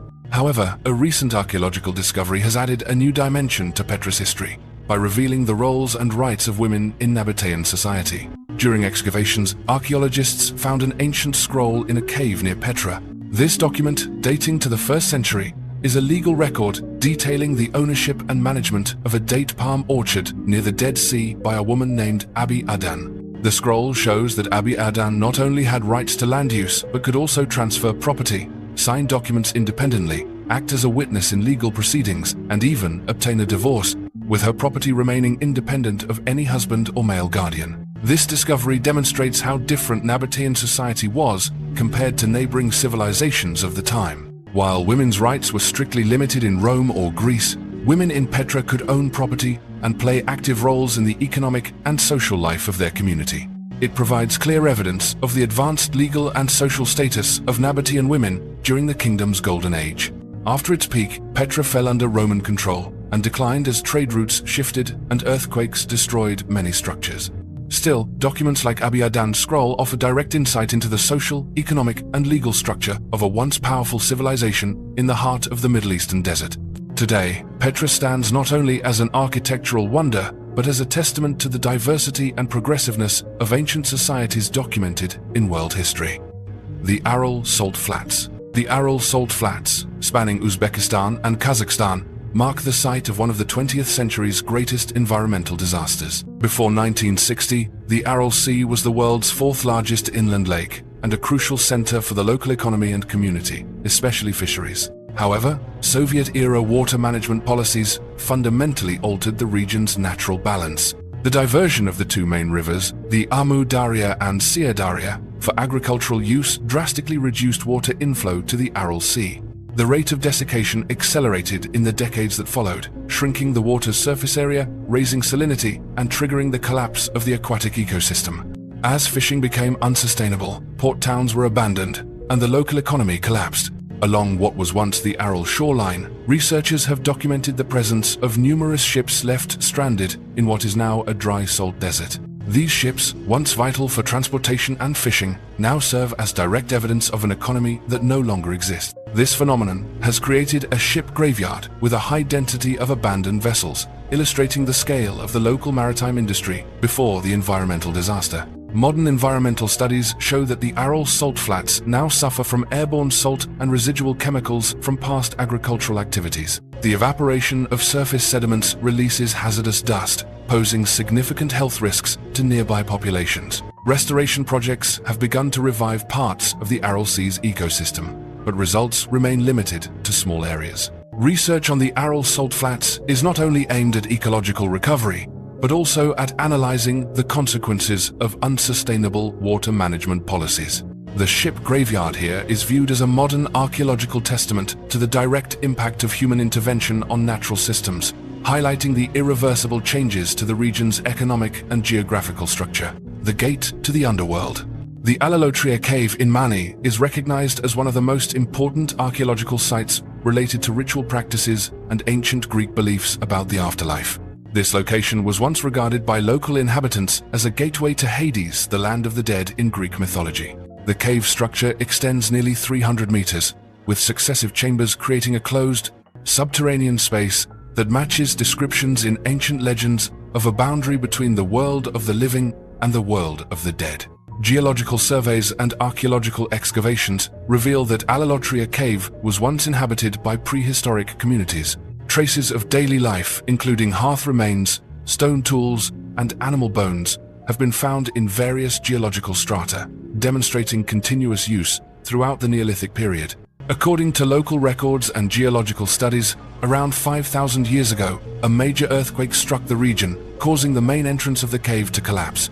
Analysis of the site and the buried sediment layers suggests this collapse happened suddenly, as a large number of human skeletons have been discovered near the cave's entrance. Anthropological studies of the remains indicate the presence of adults and children with no signs of escape, suggesting these individuals were trapped and buried in place. The combination of archaeological evidence and folklore has strengthened the ancient Greek belief that Allelotria Cave was the entrance to Hades. In mythological accounts, this site is often depicted as the threshold between two worlds, where some Greek heroes attempted to cross in search of the souls of loved ones. Today, Allelotria Cave is regarded as a site of great natural and religious archaeological value for the study of funerary rituals and ancestor worship in the Mediterranean. Excavations continue in hopes of clarifying the relationship between the real location and its descriptions in Greek mythology. Ongoing stratigraphic, structural, and osteological analysis is expected to yield more evidence about how prehistoric people lived and confronted natural disasters in this unique setting. Dracula's Castle. Bran Castle, located in Transylvania, is an actual architectural structure built at the end of the 14th century. This castle is considered one of the region's most important medieval monuments and is often cited as the inspiration for the legend of Dracula, the fictional character from Bram Stoker's 1897 novel. Although Stoker never visited Romania, his novel's descriptions of the castle share many similarities with Bran Castle, particularly its hilltop location and defensive design. Historical records indicate that Bran Castle played a vital role in controlling trade routes between Transylvania and Wallachia. In the 15th century, Vlad III, known as Vlad the Impaler, who later inspired the Dracula character, operated in the region. However, there is no direct evidence that Vlad actually resided at Bran Castle. The connection between the castle and Dracula is mainly a result of literary speculation and local folklore. Bran Castle is also closely associated with regional beliefs about Strigoi, spirits said to leave the body at night and harm the community. Belief in Strigoi had a significant influence on the vampire lore of Eastern Europe. Practices to ward off Strigoi, such as driving a stake through the heart of the dead or scattering garlic around homes, are believed to have been real historical customs recorded in many Romanian villages. Today, Bran Castle is preserved as a historical monument and is one of Romania's major tourist attractions. It draws attention not only because of its Dracula connection, but also as a repository of regional history, culture, and customs from Transylvania. Archaeological and historical research continues to further illuminate the castle's strategic role in the past and its relationship to centuries-old legends. The beginnings of agriculture. In the remote highlands of Yemen, a team of archaeologists has identified direct evidence of ancient irrigation systems dating back as far as 5,200 years. Surveys and excavations have uncovered a total of 174 different irrigation structures spread across a wide area. These findings demonstrate the advanced labor organization and hydraulic engineering skills of the local community, who thrived despite harsh natural conditions and scarce fresh water. Analysis indicates that ancient people here actively harnessed the rare summer rains. They designed channels, storage works, and diversion systems to capture and distribute seasonal floodwaters from the valleys, ensuring consistent moisture and a reliable water supply for crops. This irrigation system helped boost agricultural productivity and provided year-round food security, even with prolonged periods of drought. By mastering water control, the inhabitants gradually transitioned from a nomadic, hunter-gatherer lifestyle to permanent settlement and large-scale agriculture. This was a crucial step toward the formation of concentrated population centers and the birth of the first cities in the Middle East. The appearance of such large-scale irrigation not only made survival possible, but also laid the groundwork for complex societies, stimulating trade and cultural exchange.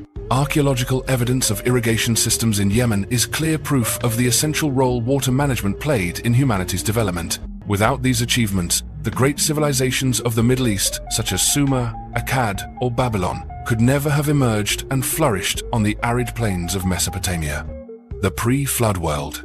The idea of a pre-flood world originates from ancient legends and religious texts, most notably the Bible. These stories propose the existence of highly advanced civilizations before a cataclysmic global flood, known as the Great Flood. According to legend, people in the pre-flood era lived for hundreds of years and possessed exceptional intelligence and abilities far beyond those of later generations. Ancient sources like the Book of Genesis describe this period as a time when humanity reached its intellectual and physical peak, and mention remarkable figures such as the Nephilim, beings of extraordinary power and abilities. When the Great Flood occurred, these entire civilizations were wiped out, leaving behind only traces or memories handed down through generations. However, when viewed alongside modern scientific research, scholars note that flood legends appear in many different cultures, from Mesopotamia and Egypt to India and South America. Geological and archaeological analyses have recorded evidence of significant ancient hydrological events. Nevertheless, there is no definitive proof of the existence of a pre-flood society with capabilities surpassing those of the known ancient civilizations. What remains are legends and cultural heritage that reflect humanity's perceptions of the past and the memory of global natural disasters. Gahan Tepe. Gahan Tepe, an archaeological site near the border between Turkey and Syria, has provided crucial evidence, prompting a re-evaluation of prehistoric social development. Excavations at this site indicate that the settlement dates back approximately 11,400 years, predating the invention and widespread adoption of agriculture as traditionally understood. According to archaeological records, the people living at Gahan Tepe constructed permanent structures and maintained a stable community at a time when most human groups around the world were still practicing mobile hunting and gathering. The houses found in the area have well-defined foundations, solid stone construction, and signs of daily activities, clearly demonstrating that this was a long-term settlement rather than a temporary camp. Notably, there is no evidence of systematic farming at the time these houses were built. Artifacts unearthed at the site, including stone tools, food remains, and ritual objects, show that the community continued to rely on available natural resources from the surrounding environment to sustain life. This suggests that the transition to a sedentary lifestyle may have occurred before the development of agriculture, challenging the long-held hypothesis that farming was the main driver for humans to abandon nomadism. In addition, Gahan Tepe is located only about 30 meters from Göbekli Tepe, one of the world's most famous prehistoric stone monument sites, dating to a similar period and believed to have been an important ceremonial center. The close proximity of these two sites has led to speculation that early settled communities may have formed complex social and religious networks even before the emergence of farming and animal domestication. The discoveries at Gahan Tepe are forcing researchers to reconsider the relationship between the development of settled communities, agriculture, and religion. Instead of the traditional hypothesis that agriculture sparked the creation of villages, data from Gahan Tepe suggest that the sedentary lifestyle may have emerged independently, and it was this concentrated way of life that created the environment for agricultural techniques to arise in subsequent stages. Excavations at Gahan Tepe are ongoing, aiming to further clarify the social structure and economic patterns of its ancient community. The mysterious Chinese bronze statues. The archaeological remains at Sanxingdui in Sichuan province, China, have provided key evidence of the existence of the Shu Kingdom, an ancient culture that appeared around 4,500 years ago. During excavations, archaeologists discovered a system of sacrificial pits containing thousands of bronze, jade, and gold artifacts, most notably a series of bronze statues with forms unlike those of any other civilization in ancient China. These statues feature complex carvings, unfamiliar facial features, and abstract forms, clearly different from the traditional artistic style of China. In addition to human statues, Sanxingdui yielded large bronze masks, dragon heads, columns, and many uniquely shaped objects whose purpose and religious significance remain a mystery to researchers. Notably, there are no accompanying written records, making it even more challenging to decode the history and society of the Shu Kingdom. The Shu Kingdom once flourished in architecture, art, and metallurgy, yet it vanished suddenly and mysteriously, leaving behind vast ruins and a huge trove of artifacts.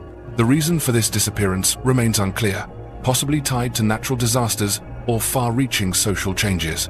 The remaining objects at Sanxingdui are now a vital archaeological resource, helping to expand our understanding of the diversity and complexity of ancient civilizations in China.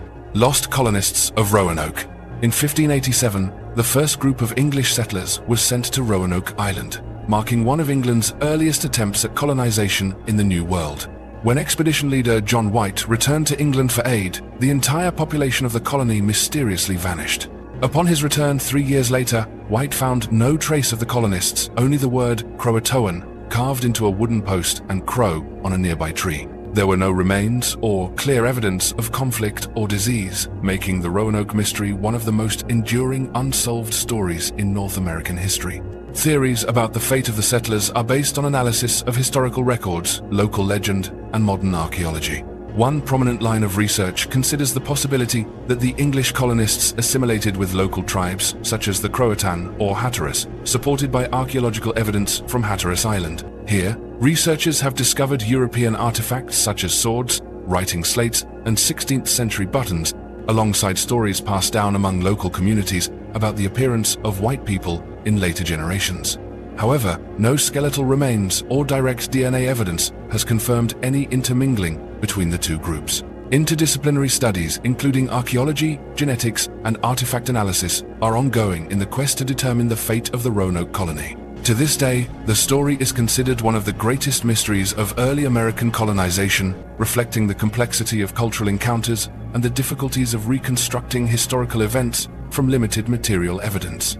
Amazonian settlements. Research using LIDAR scanning technology has revealed the existence of a vast urban system hidden deep within the Amazon rainforest in the Llanos de Mojos region of eastern Bolivia. The topographical data show ancient settlements covering hundreds of hectares, featuring multiple central areas, geometric earthen mounds, straight connecting roads, irrigation channels, and artificial embankments. The scale and organization of these structures far surpass earlier assumptions about traditional hunter-gatherer societies in the Amazon. Excavations and analysis of archaeological materials show that these urban centers once supported high population densities, stable agricultural production systems, and extensive networks for transportation and exchange of goods. Evidence includes earthwork architecture, remnants of pottery, tools, and clear traces of large-scale landscape modification for water management and increased agricultural output. Both LIDAR and archaeological data indicate that Amazonian settlements developed a complex model of social organization, with functional divisions between residential areas, ceremonial centers, and defensive works. The existence and eventual collapse of this urban system have reshaped our understanding of the sophistication of indigenous South American civilizations before European contact, expanding the scope of research on human settlement and environmental adaptation in the tropical rainforest. Junipani Stone Circles. Located in the state of Maharashtra, India, the Junipani archaeological site consists of an ancient complex of stone circles, with numerous stone structures arranged in circular patterns over a wide area.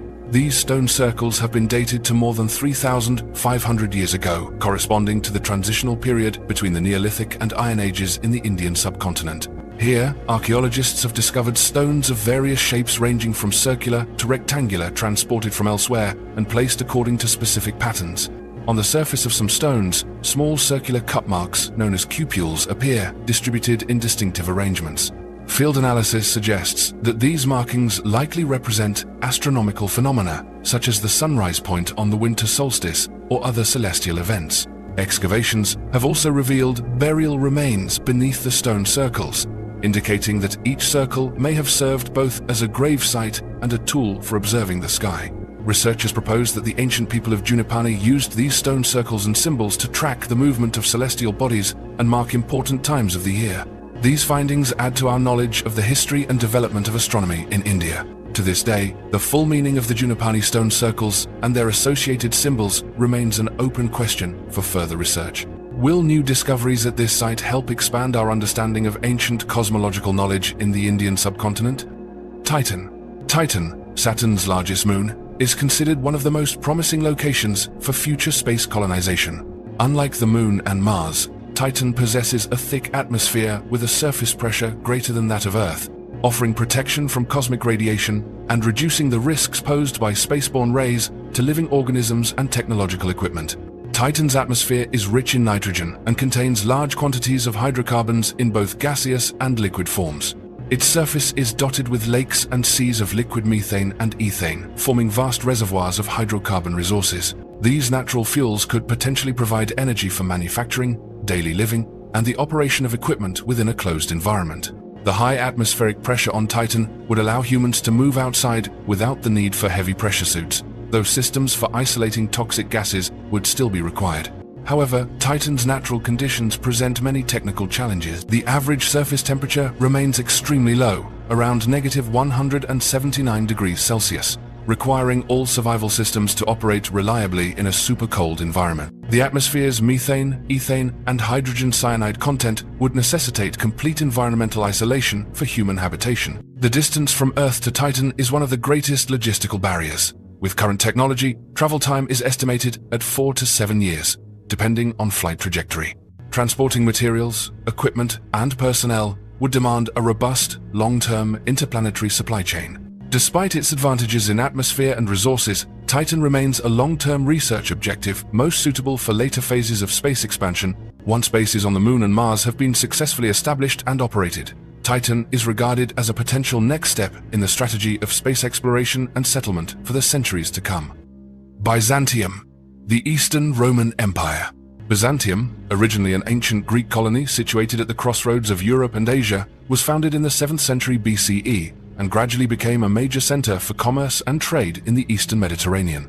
In 330 CE, the Roman Emperor Constantine chose Byzantium as the new capital of the Roman Empire, renaming it Constantinople and laying the foundation for the development of the Eastern Roman Empire, later known as the Byzantine Empire.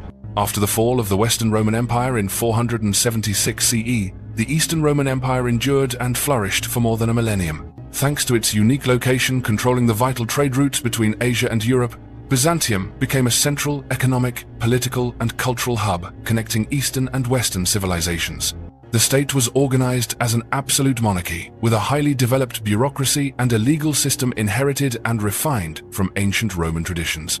In military affairs, Byzantium built a professional standing army, employed fortress defense tactics, and maintained key border forces to repel attacks from all directions, especially from northern nomadic tribes, the Arabs and Western Crusaders. Constantinople itself was fortified with formidable defenses like the Theodosian walls, allowing the city to withstand numerous sieges throughout the Middle Ages. Culturally and religiously, Byzantium played a vital role in preserving and advancing the classical Greco-Roman legacy, while also becoming the heart of Eastern Christianity through the rise of the Orthodox Church. The empire's achievements in architecture, art, law, and philosophy left a profound mark on European civilization during late antiquity and the Renaissance. Greek gradually replaced Latin in administration and culture, reflecting the transformation from Roman heritage to a distinct Eastern Roman identity.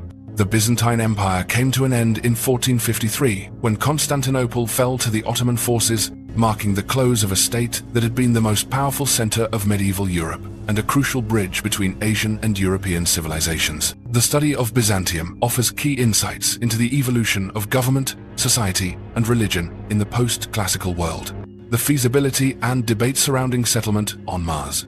Today, SpaceX and NASA are the two leading organizations with plans to send humans to Mars, though their approaches differ markedly. SpaceX pursues a rapid development roadmap with ambitious targets in a short time frame. Elon Musk has set the initial goal for crewed flights in 2029, aiming to establish a city of about 1 million people by 2050. The SpaceX program is based on high-frequency production of Starship rockets, expanding operations through regular shipments of cargo, greenhouses, and recycling equipment. This strategy demands large-scale production and in-situ resource utilization from the earliest phases. NASA, by contrast, has outlined a more cautious, step-by-step approach. The agency expects its first crewed mission to Mars around 2035, focusing on rotating missions where each crew spends approximately 500 days on Mars before returning to Earth. NASA prioritizes scientific research and testing of life support technologies, with incremental progress enabled by the SLS rocket system, Orion spacecraft, and pre-positioned support stations in orbit. This approach is heavily focused on safety, return capability, and risk management. Beyond questions of feasibility, some debate the meaning and ethics of settling other planets. Some scientists argue that sending people to other worlds can be seen as a new form of territorial expansion, sometimes labeled as space colonialism. Critics contend that efforts and investment should focus on solving Earth's problems before venturing into interplanetary settlement. Leaders and thinkers such as Barack Obama and Martin Rees have noted that living on Mars may be no easier than recovering from a nuclear disaster on Earth. On the other hand, supporters believe expanding human presence in space is essential for the long-term survival of humanity. Developing technology for Mars missions could also bring scientific advances beneficial for life on Earth in the future. Given the current state of knowledge and technology, the practical realization of Mars settlements within the next 10 to 20 years remains an open question. Both SpaceX and NASA are pressing ahead with technology development, but the ultimate outcome will depend on progress, financial resources, and the ability to manage real-world risks. The prospect of sustainable, long-term habitation on Mars in the near future still faces many unresolved challenges. If you find these mysterious stories fascinating, feel free to share your thoughts in the comments below. And don't forget to subscribe so you won't miss any of our upcoming discoveries. We look forward to seeing you in the next